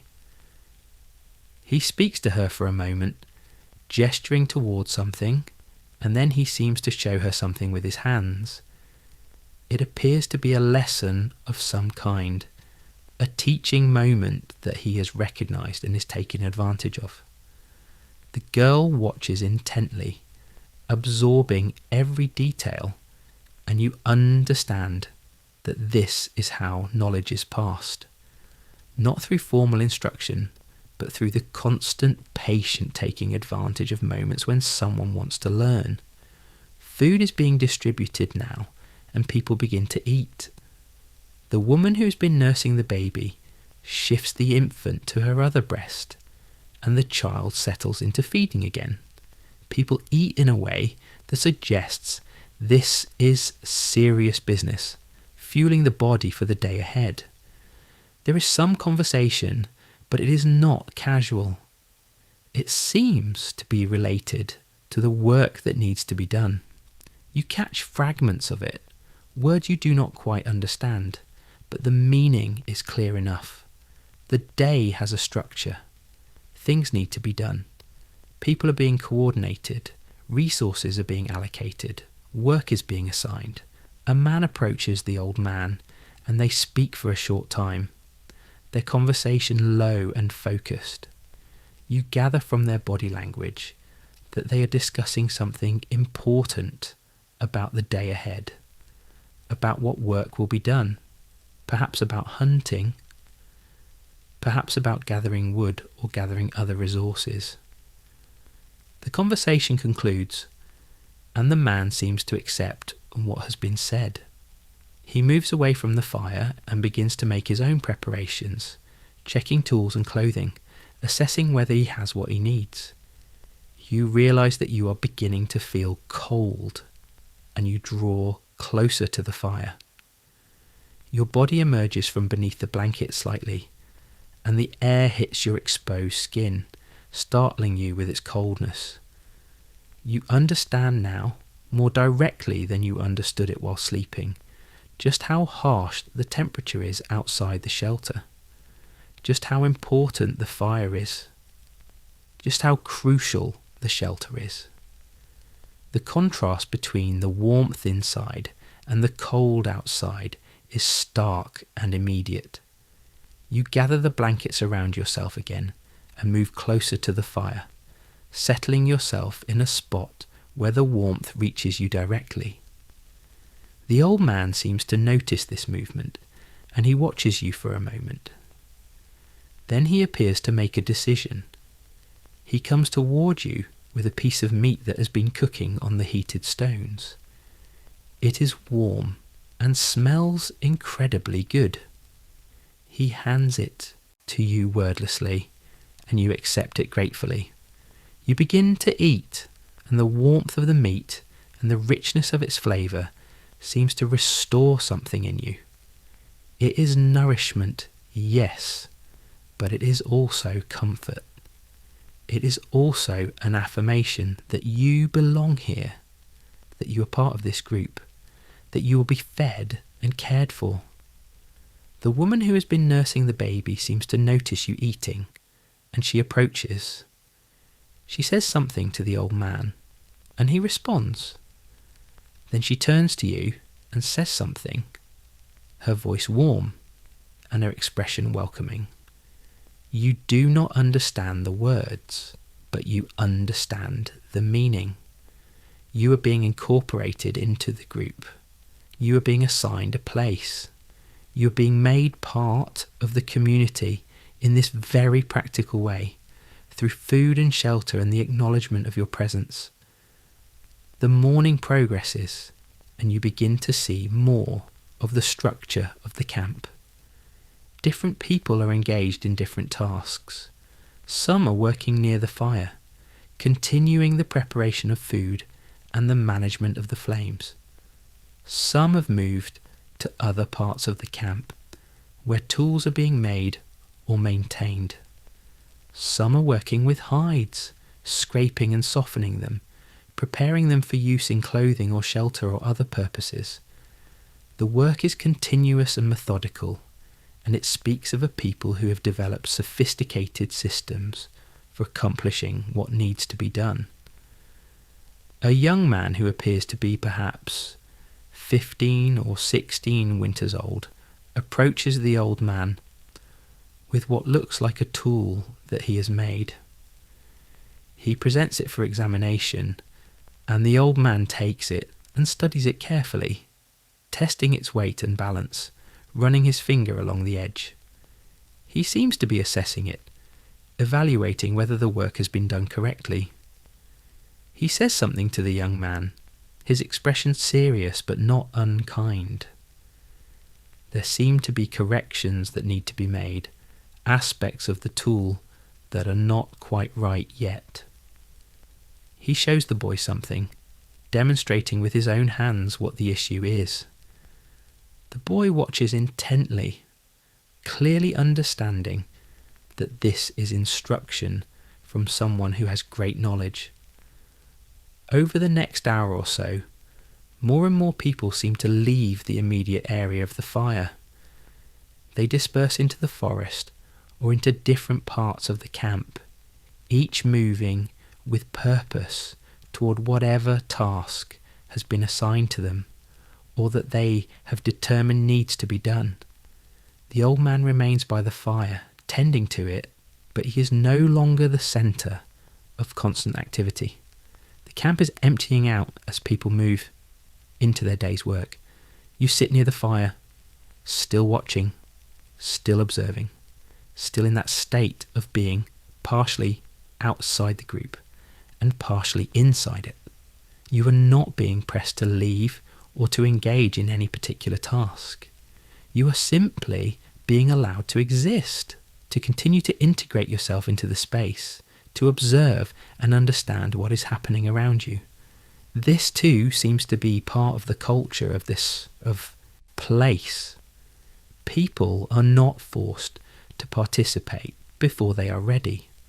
they are allowed to come into the activity gradually, to observe, to understand, and then to join when they are ready. The old man continues to tend the fire, but now he seems to have more leisure time. The immediate work of preparing the morning meal and coordinating the day's tasks is complete. He settles himself near the fire in a more relaxed posture, though his attention to the flames does not diminish. He is watching it with the same attentiveness, but his body is at ease. You realise that this is how he exists, in a state of relaxation that is also a state of focus, in a way of being that is completely oriented toward the fire, completely present with it, but without any sense of strain or effort. After perhaps another hour, during which the morning light has grown stronger and the sun has continued its journey upward through the sky, one of the men returns to the camp. He has been hunting, apparently, and he is carrying something. You cannot quite make out what it is at first, but as he draws closer, you see that he has killed a deer. It is not a large deer, but it is a substantial animal nonetheless. He carries it with clear pride, and the old man looks up from the fire with what appears to be satisfaction. The hunt has been successful. The meat from this deer will feed the group for several days. The hide will be useful for clothing or for repair of shelter or for other purposes. The bones will be used for tools and for other applications. Nothing will be wasted. Every part of the animal has value and will be used for something. The hunter approaches the fire and sits down, clearly pleased with the success of the hunt.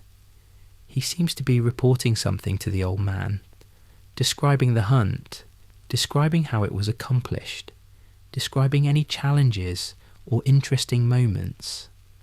The woman who has been working with hides approaches, and it is clear that the arrival of the fresh meat and hide has triggered a shift in the day's work.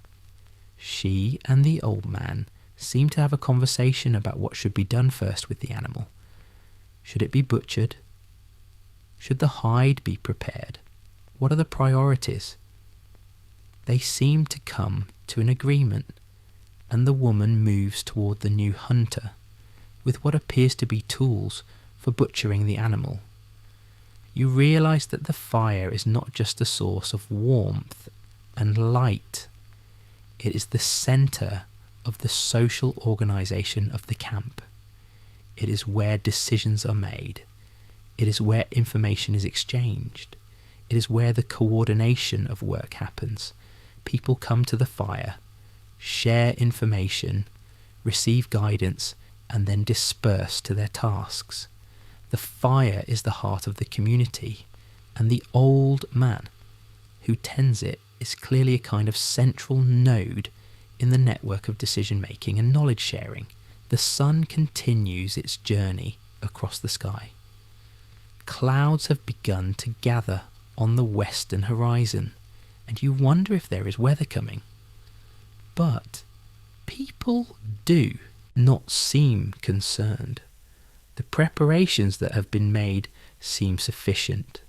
The shelter is constructed well. The fire can be protected and maintained, even if rain or snow comes.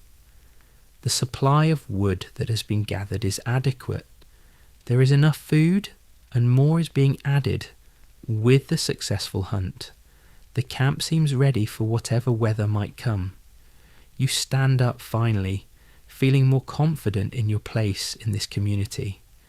You approach the fire and stand near the old man. He looks at you and seems to assess whether you are ready to participate in some way. You are not certain what you should do, but you are moved by something to offer you assistance. You look toward where the hunter is beginning to work with the fresh deer, and you look back at the old man. He nods, seeming to understand what you are indicating. He gestures toward the work, and you understand that you should go and help. You move toward the hunter and the woman who is working with him. As you approach, the woman looks up and seems to assess you. She says something to the hunter, and he looks at you as well. There is a moment of consideration, and then the hunter seems to make a decision. He gestures, indicating that you should help. He begins to explain something, showing you what needs to be done. You are going to help with the butchering of the animal, he seems to be saying. This is the work that needs to be done, and you can participate. He shows you how to hold a tool, how to make cuts that will separate the meat from the bone without wasting any of it. His movements are practiced and efficient, and you watch carefully, trying to absorb the instructions. You make your first cut, and it is clumsy and not quite right. The hunter watches and then guides your hand, showing you the angle that works better, the pressure that is needed. You try again, and this time it is better. Not perfect, but better. You are beginning to understand the technique. The work continues through the morning, the three of you working together to process the animal. The hunter is clearly skilled at this work, and he moves with an efficiency that speaks of having done this many times before. The woman is equally skilled, and she seems to have particular knowledge about how to prepare the hide so that it can be used.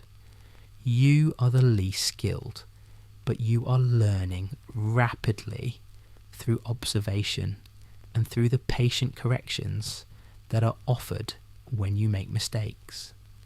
Gradually, as the work progresses, you realise that you have become fully integrated into the camp.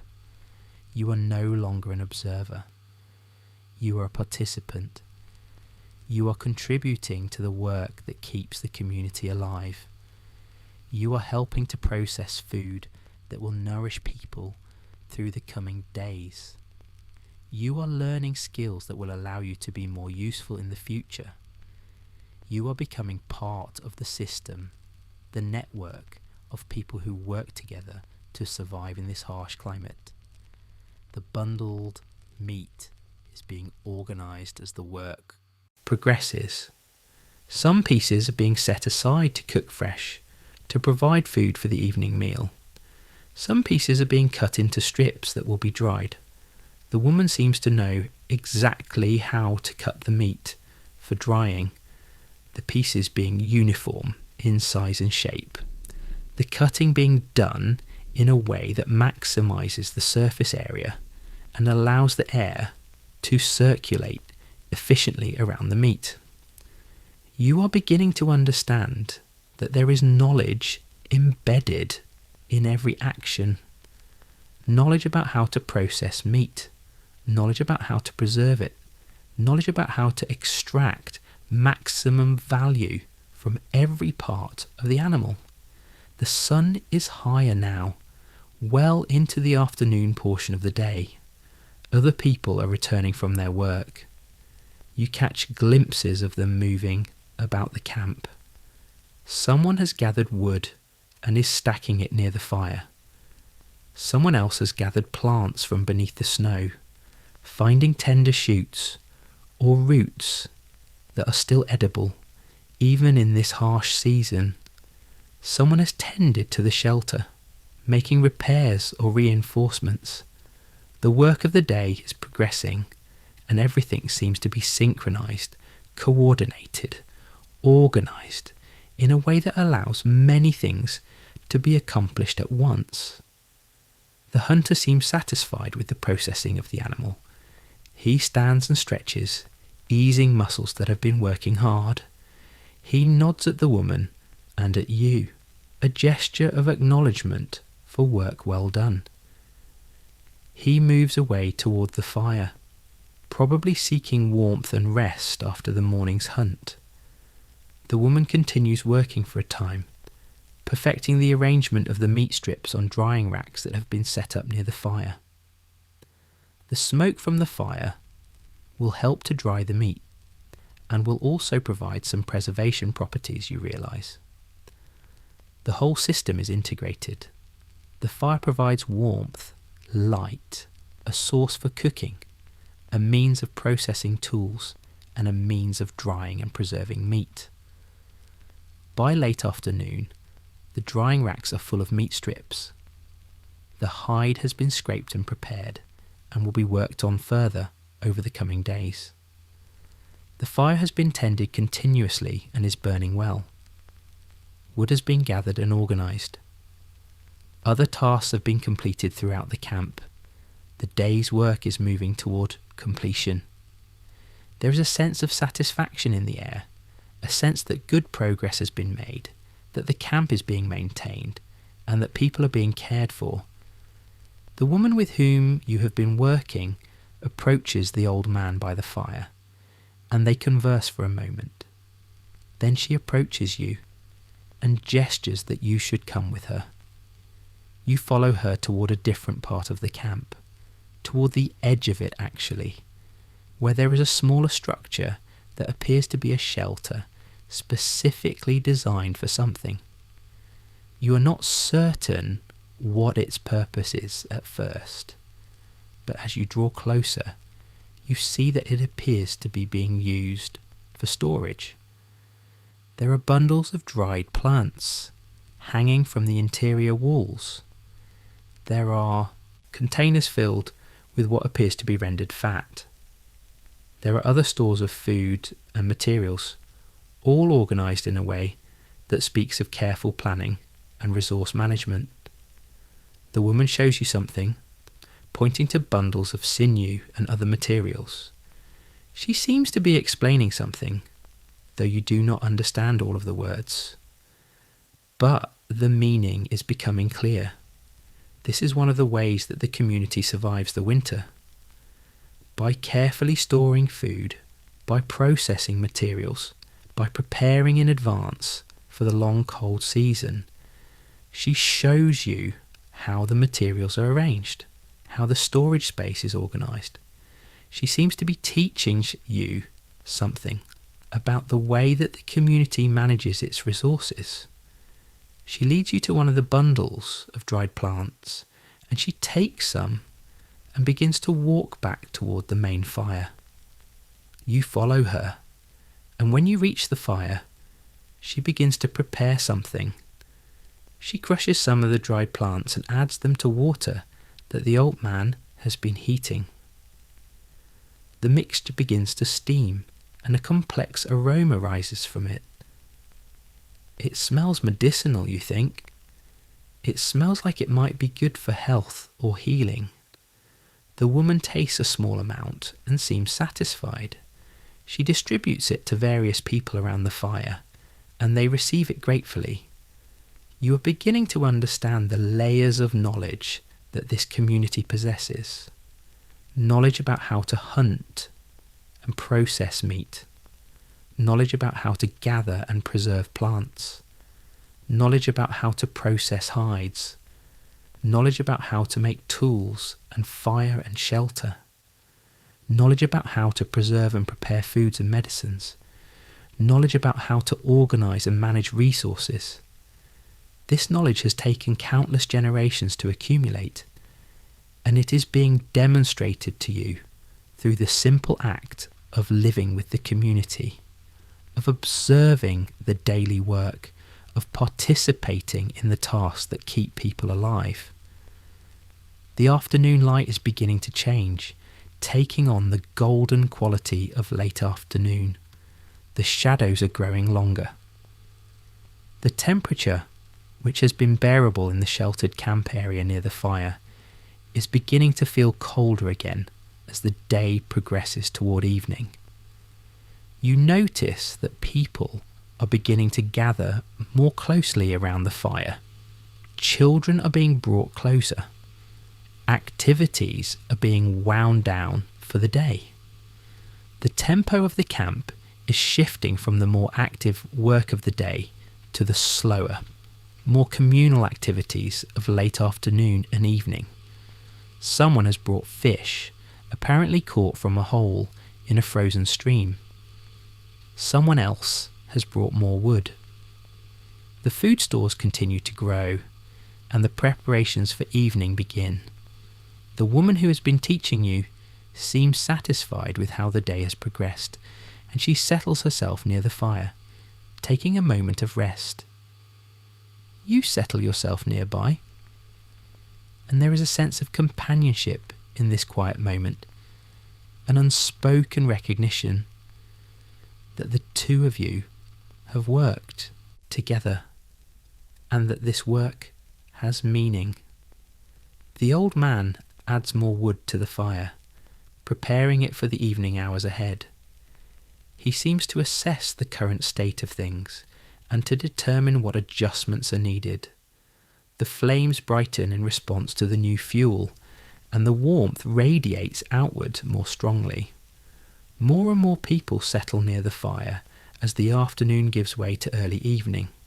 The camp is consolidating, gathering itself around the heat and light and safety that the fire provides. You realise that you have not slept this day, that you have been awake and working since the dawn. Your body is beginning to feel the weight of this, but it is not an unpleasant weight. It is the weight of work well done, of having contributed to the survival of the community, of having participated in the ancient patterns of living that humans have developed over countless generations. As darkness falls completely, as night begins its approach, you understand that you will sleep again tonight, here in this shelter, warmed by this fire, surrounded by this community, and that sleep will be earned, deserved, a necessary restoration for a body that has worked hard through a full day. The evening meal is being prepared and the smells are wonderful. Meat is being cooked, plants are being mixed with fat, water is being heated. The community is gathering for the evening meal, the one major social gathering of the day when people come together to eat and to share the work and information of the day. You are part of this gathering now, without any sense of being separate or outside. You are simply here, part of the group, awaiting the meal and the evening that will follow. The fire has been built up now to a substantial size, and it burns with a brightness that illuminates the entire camp. The flames dance upward in patterns that are almost hypnotic, and you find yourself watching them even as you wait for the food to finish cooking.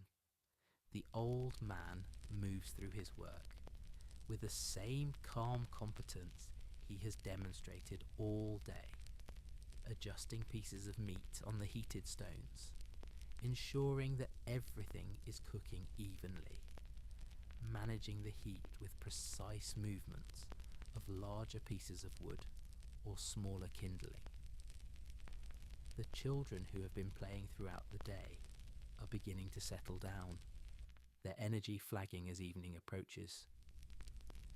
One of the younger ones, a boy of perhaps 4 winters, sits near an older girl and watches the fire with the kind of focused attention that very young children bring to anything that captures their interest.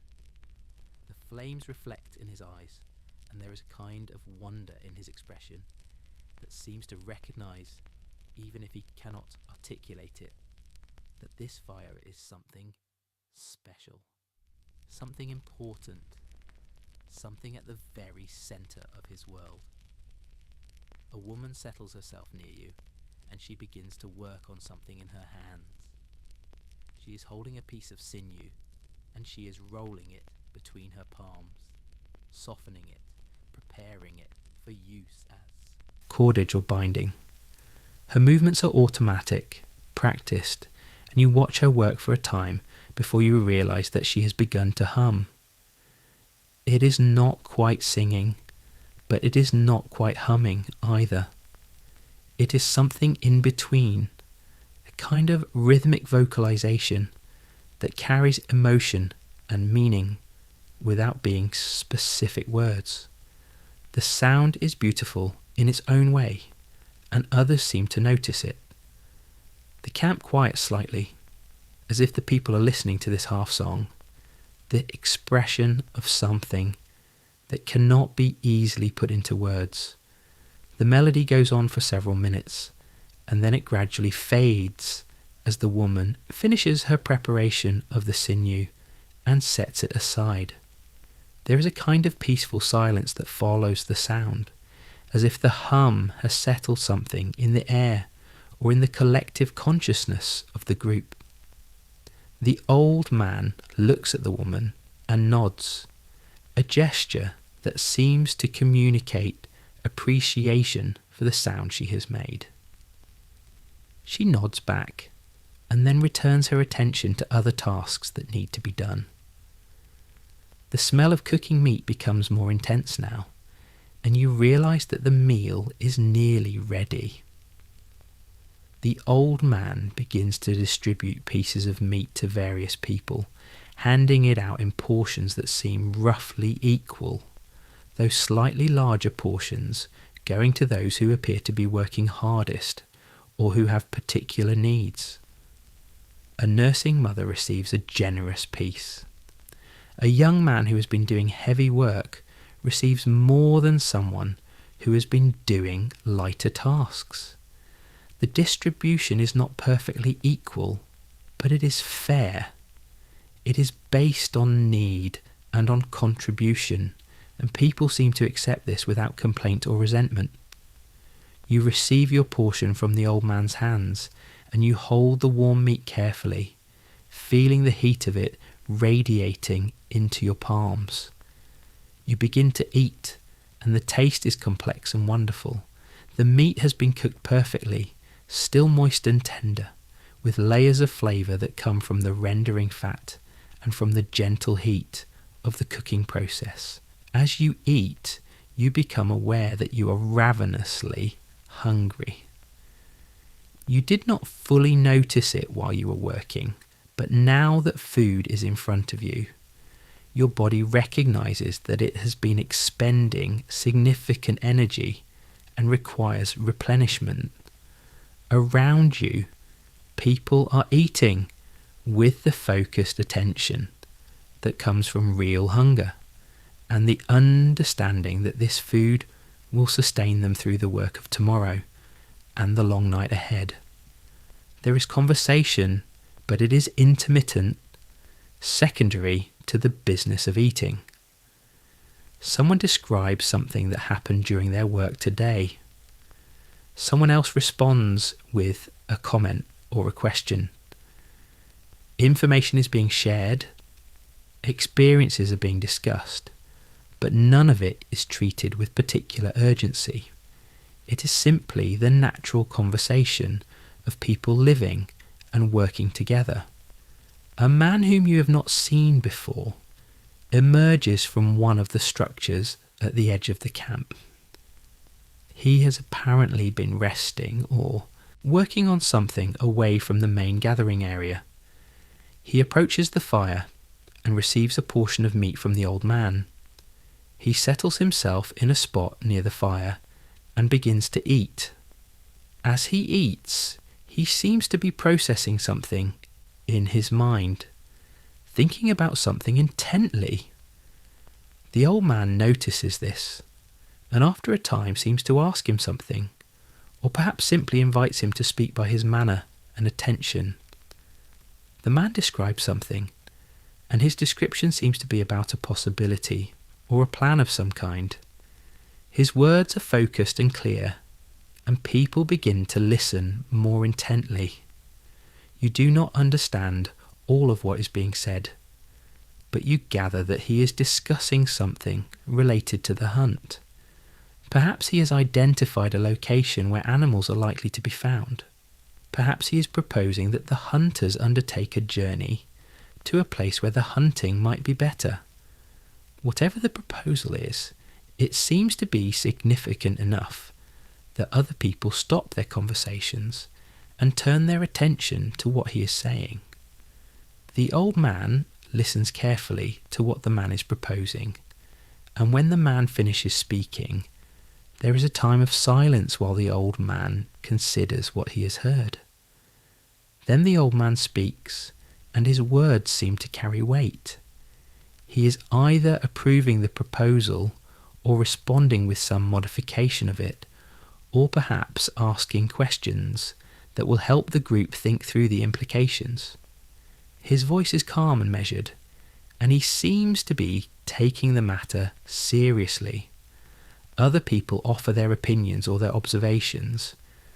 A woman who appears to have expertise in something related to the proposal speaks.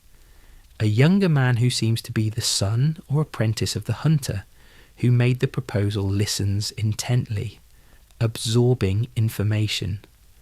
The conversation unfolds in a way that seems democratic, that seems to value the input of multiple people, but that also seems to recognise that certain people have particular knowledge or expertise that should be weighted more heavily in the decision-making process.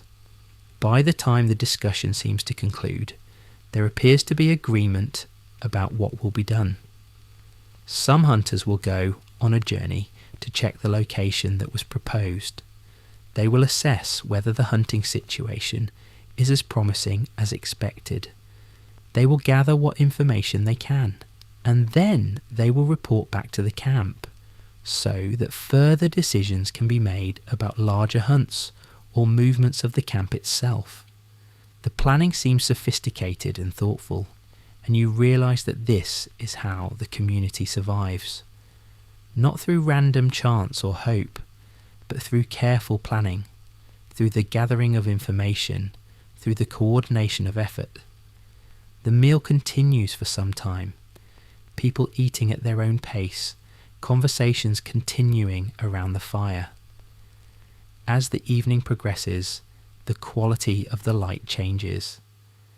The sun has dropped below the horizon, but there is still some light in the sky, a deep blue quality to the darkness that gradually shifts toward true night. The fire becomes the dominant source of light, and the camp begins to consolidate even more closely around it. The boundaries between inside and outside become less distinct as the darkness grows. You notice that certain people begin to prepare for the night. They are gathering their bedding, they are preparing clothing and tools for the morning, they are tending to various tasks that need to be done before sleep. The pace of the camp is shifting from the active engagement of the meal and the day's work toward the slower, more contemplative rhythm of evening. This is the time when work gives way to rest, when the business of survival is paused, at least partially, in favour of the restorative activities of sleep and companionship. The woman, who has been working with you throughout much of the day, seems to notice that you are watching all of this with the intensity of someone who is still learning and integrating new information. She says something to you, her voice gentle, and she gestures toward the shelter. You understand that she is suggesting that you prepare for sleep, that you should begin the process of settling yourself for the night. You follow her guidance and stand up from where you have been sitting, feeling your muscles respond to the movement with a slight stiffness. The day's work has used your body, and your body is registering this fact. You move toward the shelter, and the woman follows you. She shows you where to lay your bedding, indicating a spot that is near the fire, but also close enough to the shelter opening that the warmth reaches it well. She begins to arrange hides for you, layering them in a way that will provide both insulation from the cold ground and a comfortable surface for sleeping. You help her with this work, and together you create a bed that looks very similar to the bed you slept in the night before. The old man is still tending the fire, and you can see him through the opening of the shelter as you settle into your bedding. He seems to have adjusted the fire now for the night, arranging the fuel in a way that will allow it to burn slowly and steadily through the long hours until morning. He has placed pieces of wood in a specific pattern, and you understand that this pattern is one that he has developed and refined over many years of tending fire through many nights. It is knowledge. It is the accumulated wisdom of someone who has devoted a significant portion of his life to understanding how fire behaves and how to manage it effectively. Other people are settling into their beds now. The movement around the shelter is slowing. Conversations are becoming quieter. The energy level of the group is dropping, moving toward the state of rest that night requires. You settle yourself under the hides, feeling the immediate warmth of them, and you stretch your muscles, easing them into a position that will be comfortable for sleeping. Around you, other people are doing the same thing. The old man enters the shelter and settles himself near the entrance, close to the fire, but also close enough to hear if something requires his attention during the night. His role seems to be not just the tending of the fire, but also the watching over the group.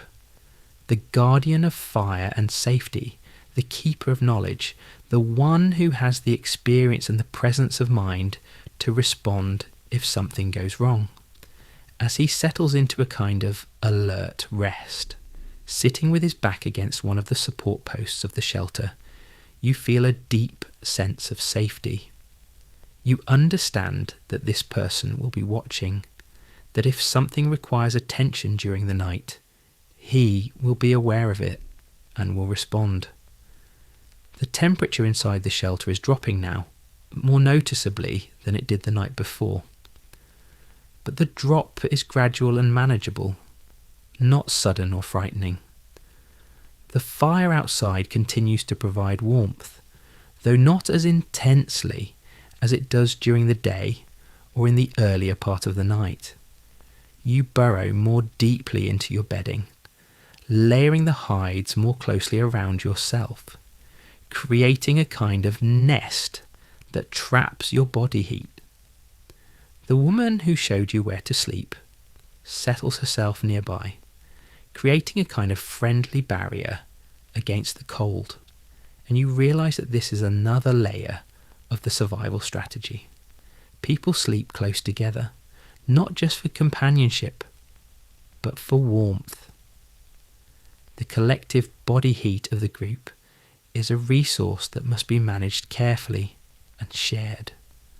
Sleep begins to come to you, but not with the sudden complete onset that it had the night before. Tonight your sleep is different. Your mind is more alert, more aware of what is happening around you, more conscious of the learning and integration that your day has involved. You are aware of the sound of the fire outside, the crackle and pop of the burning wood. You are aware of the breathing of the people around you.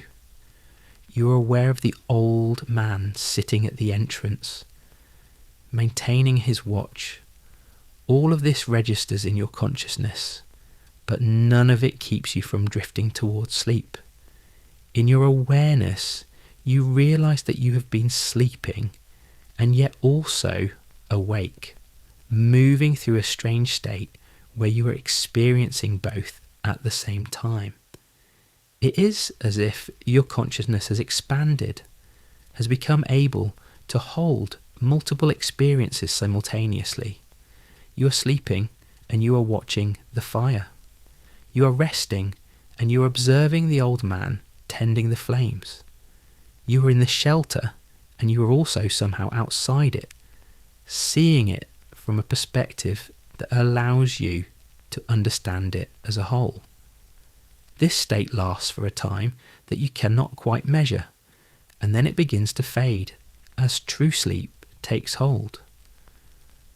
But before sleep completely claims you, the old man stands up from his position by the entrance.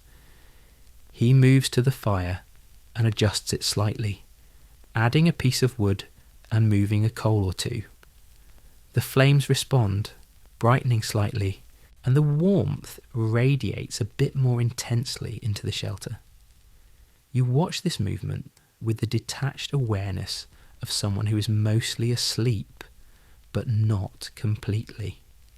You see him move, you hear the sounds of the wood being added to the fire, you feel the slight increase in warmth. And then, as you are aware of all of this, you realise that you are also dreaming. In your dream, you are walking through a landscape that is simultaneously the forest surrounding the camp and also something more timeless and universal. The trees are tall and ancient, their bark dark in the dreamlight. The snow on the ground glows with a faint luminescence, and you can see your footprints marking the path you have travelled. You are not alone in this dream landscape. There are others walking with you, though their forms are not quite clear. They seem to be people, but they also seem to be something else. Memories, perhaps, or spirits, or the collective experience of humans who have walked through forests like this one for countless generations. One of the figures becomes clearer as you watch, and you see that it is the old man. He is younger in the dream than he is in waking life, his face unlined, his hair dark instead of white. But his eyes are the same calm presence, the same deep knowledge, the same awareness of the world around him. He is showing you something, leading you deeper into the forest, towards something that you do not yet understand, but that you trust him to reveal. The path that you are following is marked not by footprints in the snow, but by other signs. There are blazes on trees, marks made by previous travellers. There are cairns of stones marking the path. There are the remains of old fires, circles of stone that show where humans have gathered in the past. All of these signs speak of a route that has been travelled many times before, a known way through the landscape, a path that others have determined to be safe and effective. The old man stops at one point and kneels down in the snow. He indicates something, and as you kneel beside him, you see that he is showing you animal tracks. The tracks are clear in the snow, and he is explaining something about them, though you do not hear words exactly. Instead, you understand his meaning directly. These are the tracks of deer. This is how many animals are in the group that passed here. This is the direction they are travelling. This is how recently they passed. This is how to determine whether it is worth following them or whether it is better to wait and watch this location again later. The knowledge seems to flow into you directly, as if his understanding is being transferred to your mind without the necessity of words or explanation. You understand how to read these tracks. You understand what the signs mean. You understand the decision-making process that a hunter would use to determine whether to pursue these animals or to use this information to inform future hunting decisions. It is knowledge, practical and essential, and it is being given to you in this dream in a way that feels more real and more immediate than any waking instruction could be. The dream landscape shifts then, and you are at a fire. It is a different fire than the one at the camp, or perhaps it is the same fire, but experienced from a different perspective. The old man is tending it, and he is showing you how to preserve fire in a container, how to wrap a coal carefully in leaves, how to manage the ash and the heat to keep the coal alive, but controlled. His hands move with practiced grace, and you watch every movement intently, committing it to memory, even though you understand that this memory is being created at a level deeper than ordinary waking memory. He builds a small fire from the preserved coal, showing you how it catches and grows, how the patient application of kindling allows it to develop from a single glowing coal into a flame that can cook food and provide warmth.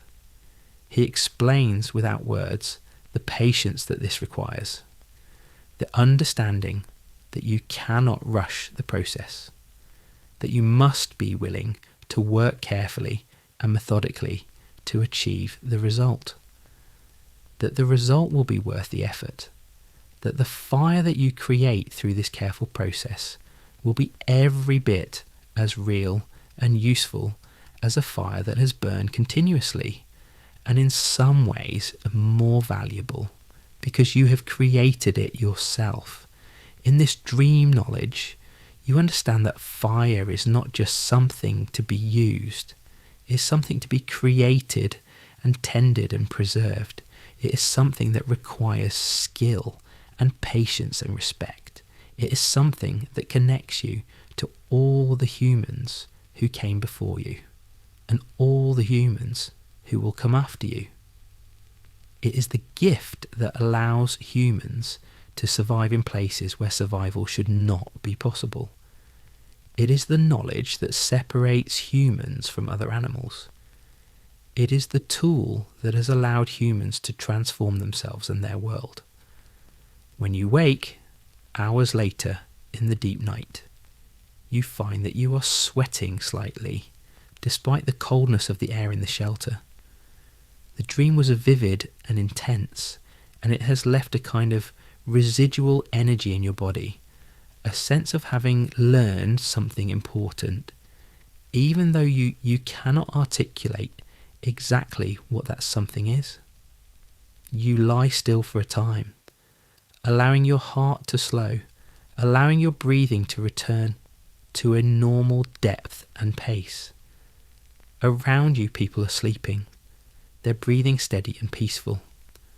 The shelter is warm from the accumulated body heat and from the fire that continues to burn outside.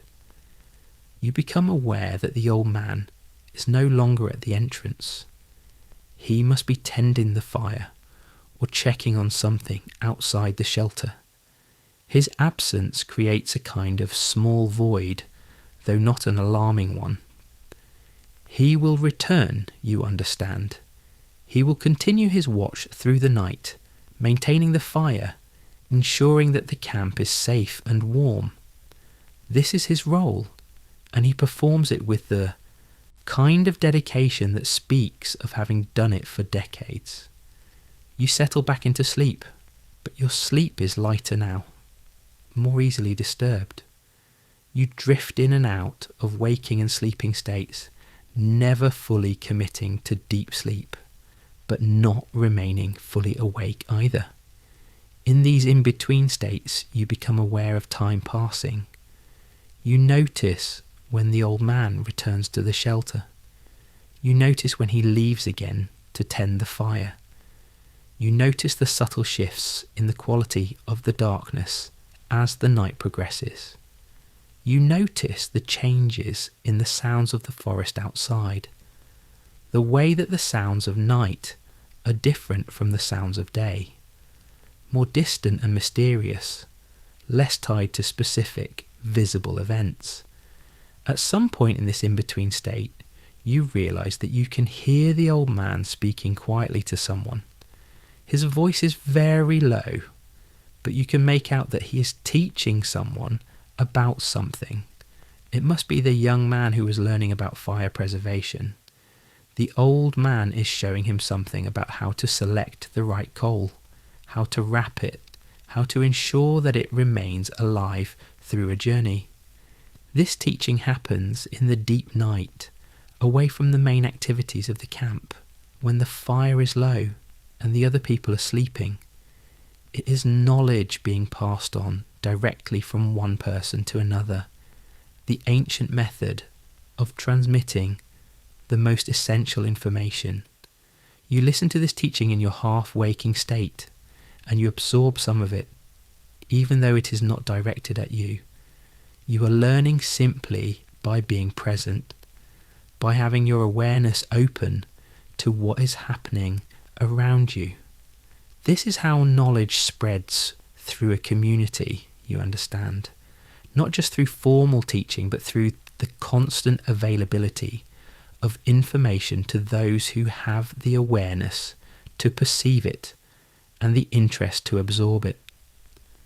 The teaching seems to conclude, and the young man seems to go to practice what he has been taught, probably working with the fire under the old man's watchful eye. You drift deeper into sleep after this, your consciousness finally giving up the effort to maintain awareness and surrendering fully to the restorative process of sleep. Your dreams become gentler now, less vivid and intense. You dream of walking through forests and tending fires and gathering with a community of people who care for each other and for the survival of the group.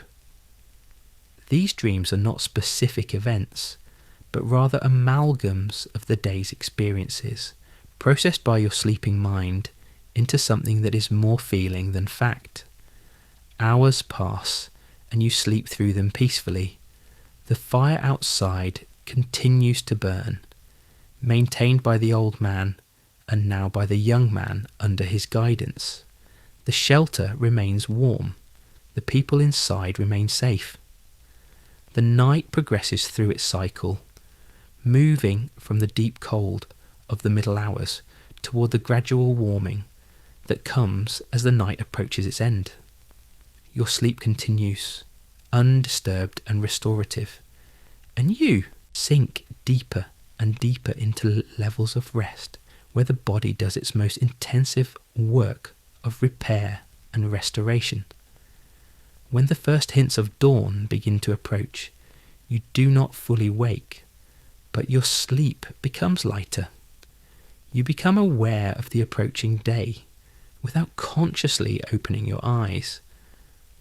Your body responds to the signals that dawn is coming, the subtle shifts in temperature and light and sound that indicate the night is ending. Around you, other people are also beginning to transition from deep sleep to lighter sleep to wakefulness. The rhythm is similar to what happened the morning before, the group moving together through the transition from night to day. The old man is tending the fire again, preparing it for the day ahead. He has added more wood, and the flames are brighter now than they were during the night. The warmth is radiating more intensely, and people are beginning to wake to this increased warmth, drawn toward consciousness by the signal that the night is ending and the new day is beginning. You open your eyes fully now, and you are aware that you have slept well and deeply. Your body feels restored, ready for the work of the new day.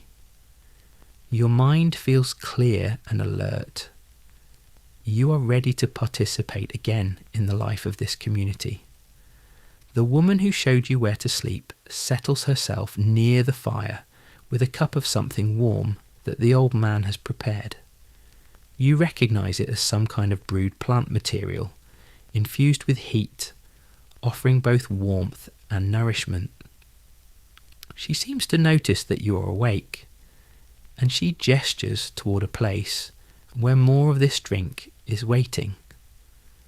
You move toward it, feeling the morning cold hit you as you emerge from beneath the hides. But the cold is not so shocking this morning. You have become accustomed to it. You understand now that this cold is manageable, that it is something that can be survived through knowledge and skill and community. You drink the warm brew, and it restores something in you. It provides warmth from the inside and it carries the taste of the plants that have been infused in the water, complex and slightly medicinal in flavour. The warmth spreads through your chest and down into your belly, and you feel a sense of restoration and renewal. The new day is beginning, and you are ready for it. Around you, more people are emerging from the shelter, stretching and warming themselves, receiving portions of the warm brew, and preparing for the day ahead. The children are waking more slowly, some still clinging to the warmth of their blankets, but gradually being drawn toward the fire and the promise of food and activity. The baby who was nursing the day before is awake and hungry, and the caretaker settles herself to feed the infant while holding a cup of the warm drink for herself, a multitasking that seems perfectly natural to her. The old man is assessing the group this morning, and you notice that he seems to be making mental notes about who is present and what condition people are in. One of the hunters from the previous day is moving more slowly than he did yesterday, and the old man seems to notice this. He approaches the hunter, and they converse quietly, the old man asking questions and the hunter responding. From their body language, it seems that the hunter is explaining that his legs are sore from the previous day's hunting, that he may need to rest today rather than undertake the journey that was planned to scout the new hunting location. The old man nods, and he seems to make a decision. He speaks to another young man, one whom you have not seen involved in hunting before, and the old man seems to be reassigning the task. The young man will go instead of the injured hunter. He seems somewhat surprised at being chosen for this responsibility, but there is also an eagerness in his response. This is an opportunity for him to prove himself, to gain experience, to move into a more significant role in the community. The old man gives him guidance about what to look for, what information to gather, what route to take. The young man listens intently, absorbing every detail. By the time the sun is beginning to truly rise, the camp has moved into the rhythm of the new day. People are eating. People are preparing for various tasks. The hunters who will be going on the scouting journey are checking their tools and their clothing, ensuring that they have what they need. The old man approaches you as you finish your warm drink, and he seems to be considering you, assessing whether you are ready for a particular task or responsibility. He gestures toward a part of the camp where you see several people working with wood. They are shaping pieces of wood, working with tools, creating something. It takes you a moment to understand what they are making, but then you recognize that they are constructing a tool of some kind. A spear or a lance perhaps, or maybe a tool for digging or for other purposes. The old man indicates that you should go and watch this work, that you should learn what is being done. You approach the group who are working with wood, and you settle yourself in a position where you can observe what they are doing. There is an older man who seems to be directing the work, and several younger people who are assisting. The older man is explaining something about the wood, pointing out the grain, showing how the wood naturally wants to split in certain directions, demonstrating how you can work with this natural tendency rather than against it. He has a piece of wood that is perhaps as long as your arm and as thick as your thumb. He is showing how to shape it into something that is useful. He selects a tool, a stone tool with a sharp edge, and he begins to work on the wood. The motion is careful and controlled, the tool moving in specific directions, removing small pieces of wood rather than trying to remove large chunks. The work is meticulous and requires attention and skill. As you watch, you become aware of the sophistication of what is happening. The old man is not just making a tool. He is demonstrating a principle about how to work with materials. He is showing that the best results come from understanding the material itself, from working with its natural properties rather than against them. He is teaching not just a specific technique, but a way of thinking about problem solving, about how to approach any task that involves transforming raw materials into something useful. The piece of wood gradually takes on a shape. It becomes more rounded at one end and more pointed at the other. As it develops, you understand that this is going to be a digging tool, something used for extracting roots or other plant materials from the frozen ground. The pointed end will penetrate the hard earth, and the rounded end will provide a place to grip and apply force. It is a simple design, but you can see how it would be effective for its intended purpose. One of the younger people asked the old man something, pointing to a part of the wood that appears to have a flaw or an imperfection. The old man examines it, and then he demonstrates how this flaw can actually be used to advantage.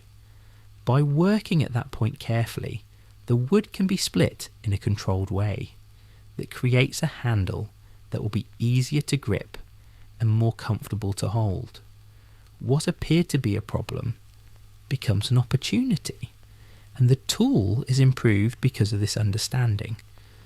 The work continues for perhaps 2 hours, and by the end of that time, the digging tool is essentially complete. It still requires some finishing work, the old man explains, but the basic shape is established. The tool is effective. It will work for its intended purpose. And more importantly, the knowledge of how to create such a tool has been demonstrated to the younger people who have been watching and assisting. When this particular lesson seems to conclude, the old man turns to you and indicates that you should try the technique yourself. He provides you with a piece of wood that is smaller than the one he was working with, and he shows you how to hold the stone tool and how to begin the shaping process. Your first attempts are clumsy and not very effective, but the old man is patient. He guides your hand, corrects your angle, demonstrates the pressure that should be applied. Gradually, your movements begin to improve, and the wood begins to respond to your efforts in a more productive way. You work on this small piece of wood for a time, not attempting to create anything specific, but simply practicing the technique. The repetitive motion is meditative in its own way. The focus required to do the work well keeps your mind from wandering. You become absorbed in the task, in the dialogue between your hands and the tool and the wood. You begin to understand, at a very basic level, the satisfaction that comes from shaping raw material into something useful, from taking something that exists in nature and transforming it through skill and intention. The woman who has been working with you and observing your progress seems satisfied with what you have accomplished. She nods, indicating that this is enough practice for now. She takes the small piece of shaped wood from you and sets it aside, and she indicates that you should follow her. You stand and move away from the woodworking area, and she leads you toward a different part of the camp, toward an area where you see people working with animal hides. Here, the activity is very different from the woodworking. The hides that were processed from the hunt the day before are now in the next stage of preparation. They are being scraped and softened and worked in ways that will eventually make them suitable for use as clothing or as material for various other purposes. the woman begins to explain something about this work, showing you how the hide needs to be treated, what the goal of each stage of processing is. She demonstrates the scraping technique using a tool that appears to be made from bone or antler. The tool has a sharp edge, and she uses it with a kind of rhythmic motion, working across the surface of the hide, removing the remaining flesh and tissue that adheres to it. The motion is repetitive and requires a kind of strength and endurance, but it is also meditative in its own way. The sound of the tool moving across the hide is distinctive, a kind of scratching sound that becomes the background music of this work. She shows you how to hold the hide so that it is stretched properly for scraping. She shows you the pressure that is needed, not too light, or it will not be effective, not too hard, or it will damage the hide or cause the tool to slip. She indicates that you should try, and you take the tool she hands you and position yourself to scrape a section of hide that she points to. Your first attempts are tentative and not very effective, but gradually you begin to understand the rhythm and the pressure. The hide begins to respond to your work, and you feel the satisfaction of seeing the material change under your hands. The woman works alongside you, and gradually you fall into a rhythm together. You scrape and she adjusts the position of the hide, and together you make progress. The work is harder than the woodworking in some ways. It requires more sustained physical effort, and your arms and shoulders begin to feel the exertion. But there is also something very satisfying about the work. You are creating something useful. You are learning a skill that is essential to the survival of the community. You are participating in the transformation of raw material into something that will be worn and valued. Hours pass in this work. The sun climbs higher in the sky. Other people come and go from this area of the camp. Some are working on their own hides. Some are gathering materials. Some are performing other tasks. There is a kind of community to the work area, a shared understanding that everyone here is engaged in important work that contributes to the survival and well-being of the group. Conversation is minimal, the focus remaining on the work itself, but there is a kind of wordless communication happening.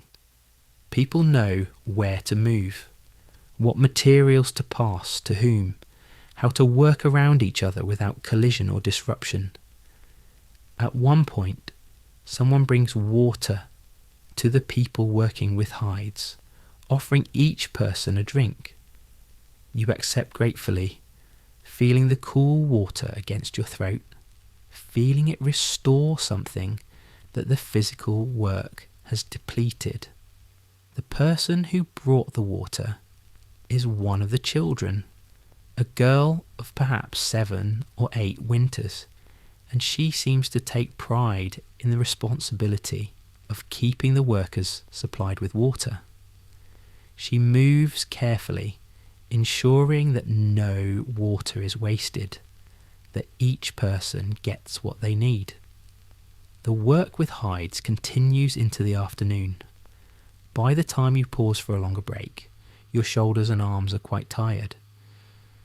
The woman seems to notice this, and she suggests that you rest for a time. You are grateful for the opportunity to stop working, and you settle yourself near the fire, warming yourself and allowing your muscles to recover from the exertion. The hunters who were planning to go on the scouting journey have already departed, you realise. They left at some point while you were working, and you did not notice their departure. The old man had given them their instructions, and they had gathered their tools and their provisions, and they had set out into the forest to scout the location where hunting might be possible. They will be gone for several days, you understand, and they will return with information, that will help the community decide what to do next. As you sit near the fire, warming yourself and resting from the physical work, you begin to reflect on the past day and a half that you have spent with this community. You have learned so much in such a short time. You have learned about fire and how to tend it. You have learned about butchering meat and preserving it. You have learned about processing hides and working with wood. You have learned about the coordination and organisation that allows a group of people to survive in a harsh climate. You have learned that survival is not random or dependent on luck, but rather on knowledge, skill, planning, and cooperation. You have also learned something deeper, something that goes beyond the practical skills. You have learned that this community cares for each other, that decisions are made with consideration for the well-being of the group, that people work together without coercion, driven by an understanding that their individual survival depends on the survival of the community as a whole. That knowledge is shared generously, that skills are taught patiently, that people are valued for their contributions and their potential. The old man approaches you as you are sitting by the fire, and he seems to have assessed that you have rested enough. He indicates that you should come with him, that there is something else he wants to show you. You stand and follow him, and he leads you away from the main camp toward the edge of the forest. You walk through snow that reaches up to your knees, and the cold air hits your face. But it does not seem as harsh as it did when you first arrived. Your body has begun to acclimate to it, to understand how to function in it, to know how to work with it rather than against it. The old man is taking you towards something, but you do not yet understand what it is. He walks with the ease of someone who knows this territory intimately, moving along a path that might not be obvious to someone less familiar with the landscape. He seems to be reading the landscape itself, using small signs to navigate, the way he taught you about reading animal tracks in your dream. After perhaps 30 minutes of walking, he leads you to a place where the forest opens up slightly, and you see what appears to be a structure of some kind. As you draw closer, you realise that this is another camp, but one that is not currently being lived in. It is similar in construction to the camp where you have been staying, with the remains of shelters still standing and fire pits still visible in the ground.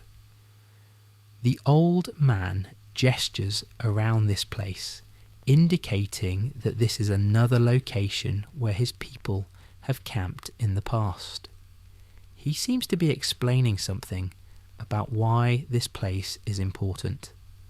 He points to the water source, a frozen stream that would provide water if you know how to access it.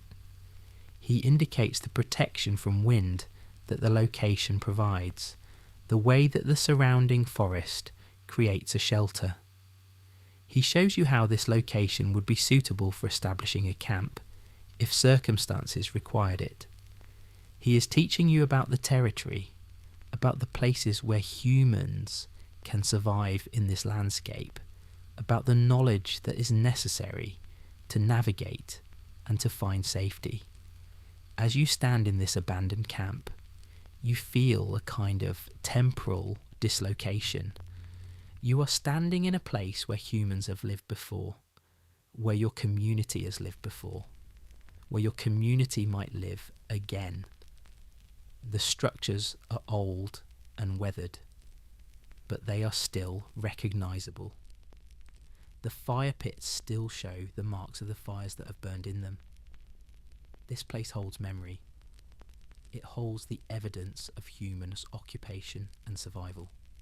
the old man seems to be communicating something about continuity to you, about how humans move through the landscape, how they establish camps in particular places and then move on to other places, but the knowledge of where to find shelter and water persists, how the landscape becomes a kind of map with particular locations known to be good for camping and other locations known to be good for hunting or gathering, how this knowledge allows a community to move through a vast territory with the confidence that comes from knowing the way, from having been there before, from having created the knowledge of how to survive in these particular places.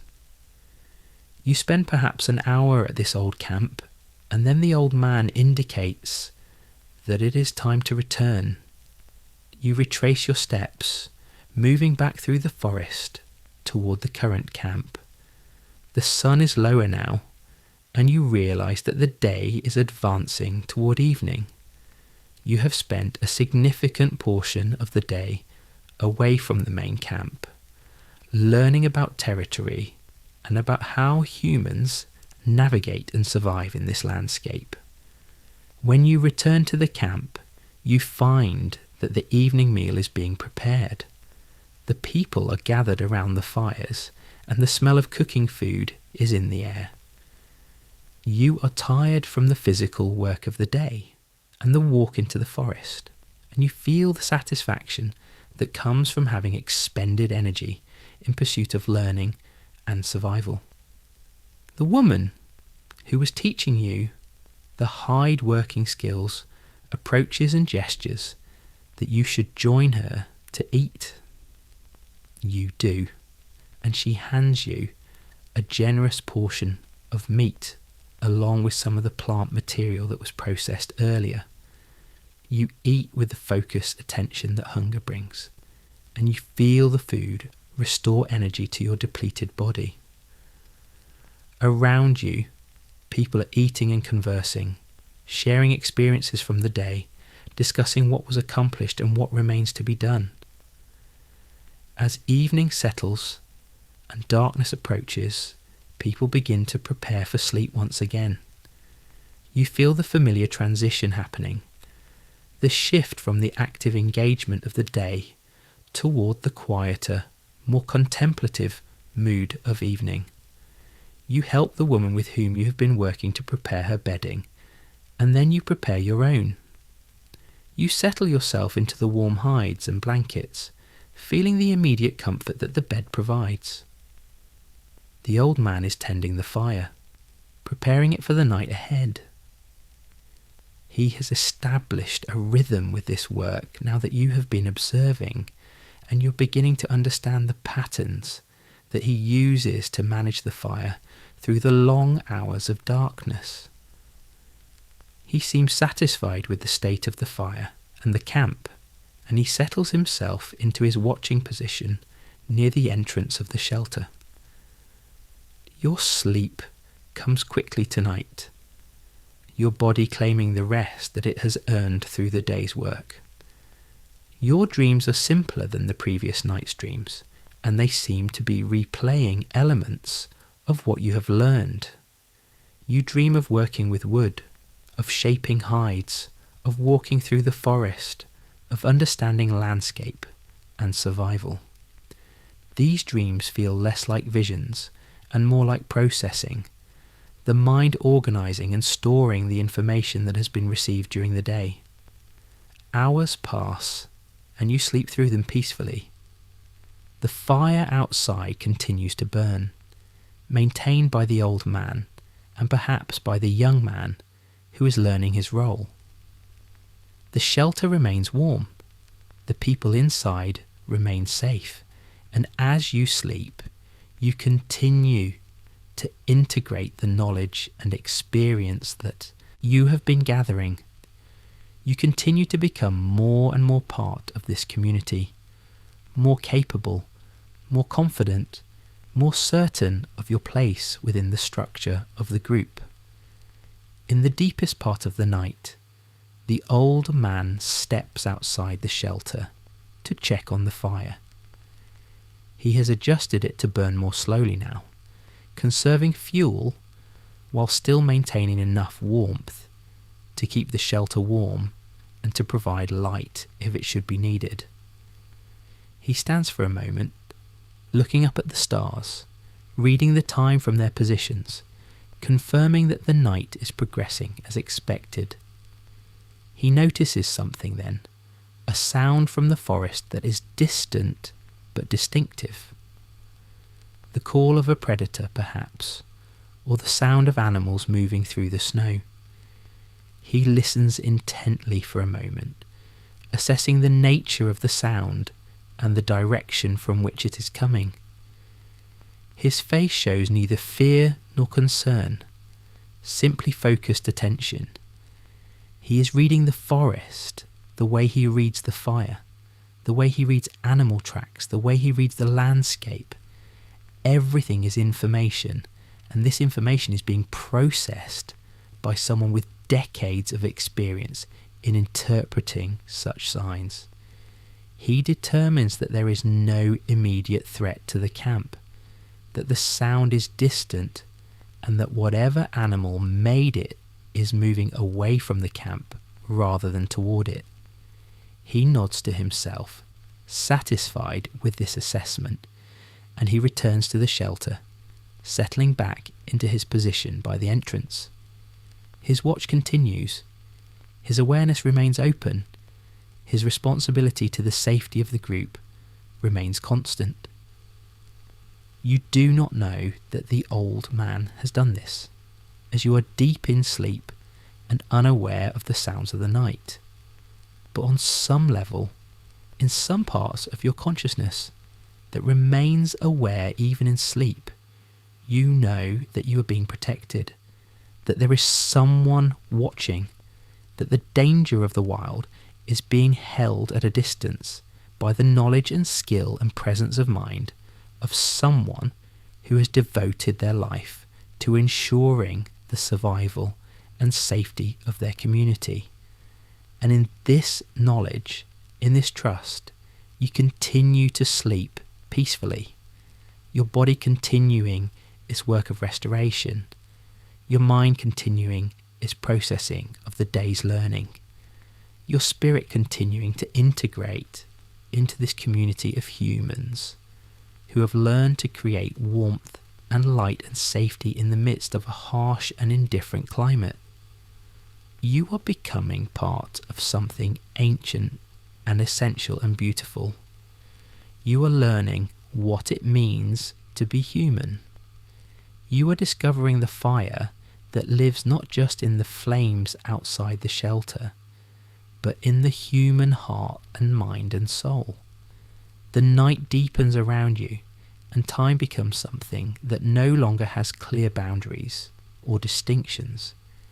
You are sleeping, and your sleep is so complete, so profound, that it encompasses everything. There is no separation between yourself and the shelter, between your body and the warmth that surrounds it, between your individual consciousness and the collective rest of the community. All of it merges into one vast, warm, encompassing experience of peace. The fire outside continues to burn with a steady, reliable glow. You do not see it anymore, but you feel it. You feel it in the warmth that reaches through the opening of the shelter, in the gentle heat that maintains the temperature of the air you are breathing, in the security of knowing that it is there. The fire is constant. The fire is eternal.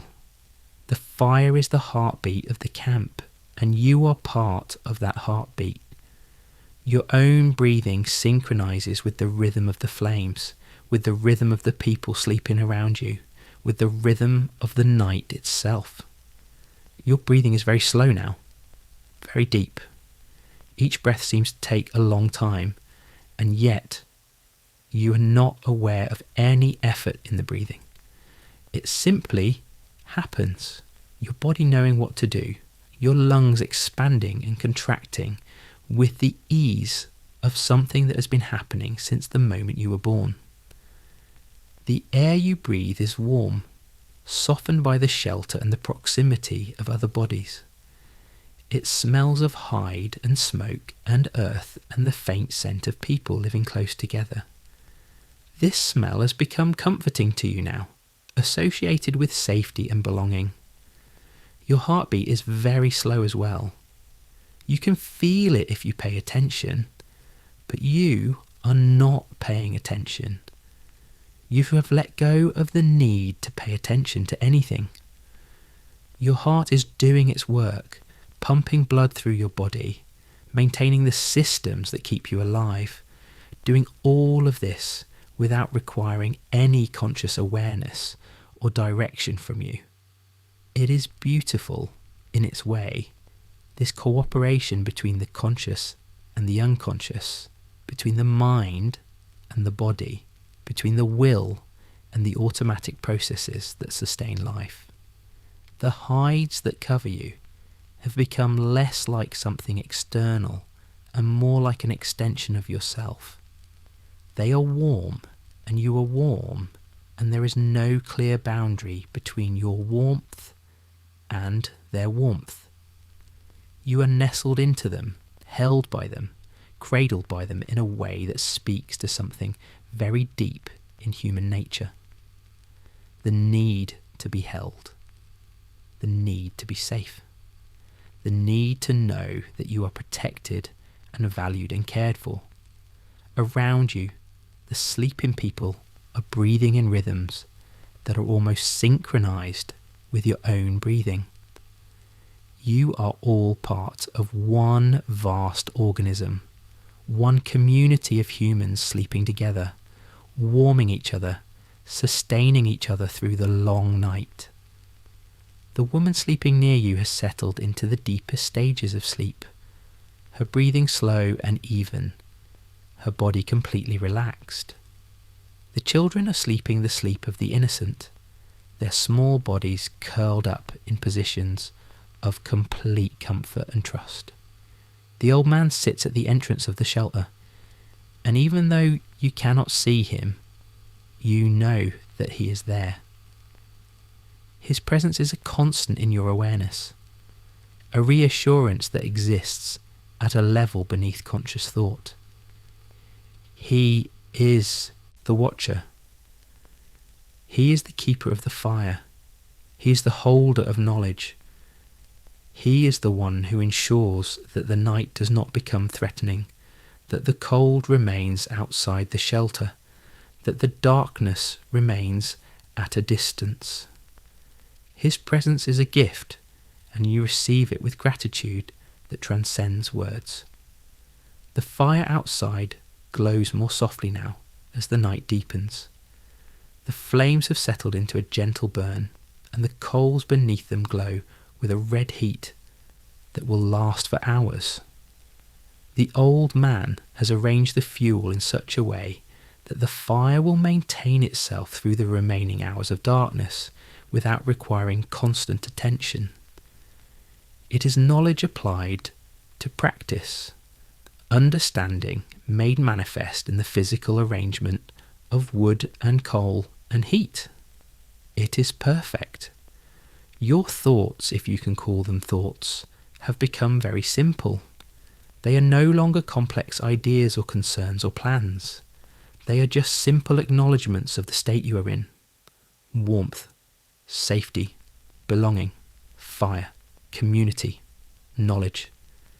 These words drift through your consciousness like leaves floating on a gentle current, not demanding anything of you, simply existing, simply being. You are very heavy now. Your body feels as if it has become solid and immovable. Your limbs are so weighted with sleep that they are no longer distinct from the bed beneath you. Your head rests on the pillow of hides and dried grass, and there is nowhere else you could possibly want to be. Nowhere else that you could be more comfortable. Nowhere else that you could feel more at home This is rest. This is true rest. This is the kind of rest that the human body was designed to have. The darkness around you is not frightening. It is soft and enveloping. It is the darkness that allows sleep to happen. The darkness that gives permission for the body and mind to release their hold on waking consciousness. It is ancient darkness, the darkness that has existed since before humans learned to make fire. The darkness that humans have learned to transform through the power of flame and warmth and community. This darkness is no longer an enemy. It is simply part of the rhythm of the world, part of the cycle that includes both day and night, both activity and rest, both engagement and withdrawal. Your awareness is becoming very diffuse now. You are aware of the shelter and the fire and the sleeping people, but you're also aware of something much larger. You are aware of the forest outside, of the snow covering the ground, of the stars burning in the sky above. You are aware of the vast landscape of the Andes, the mountains rising in the darkness, the rivers flowing beneath their caps of ice. You are aware of the continuity of human life, of the thousands of people who have lived in camps like this one, of the thousands of people who will live in camps like this one in the future. You are aware of the chain that connects all of them, the chain of fire and knowledge and survival and care. This awareness is not overwhelming. It is simply the natural expansion of consciousness that happens in deep sleep, when the boundaries between self and other, between present and past, between individual and community, all begin to dissolve. You are yourself, sleeping in this shelter, and you're also part of something much larger than yourself. You are part of humanity. You are part of the long story of humans learning to survive and to thrive. You are part of the gift of fire that was discovered so long ago and has been tended and passed along ever since. Your body is completely relaxed now. Every muscle has released the tension that it carries during the day. There is no part of you that is held in anticipation or readiness or anything other than complete rest. Your shoulders are soft. Your jaw is loose. Your hands are open and undefended. You have surrendered completely to sleep and to the peace that sleep provides. You have given yourself over to the care of the community and to the care of the fire and to the care of the night itself.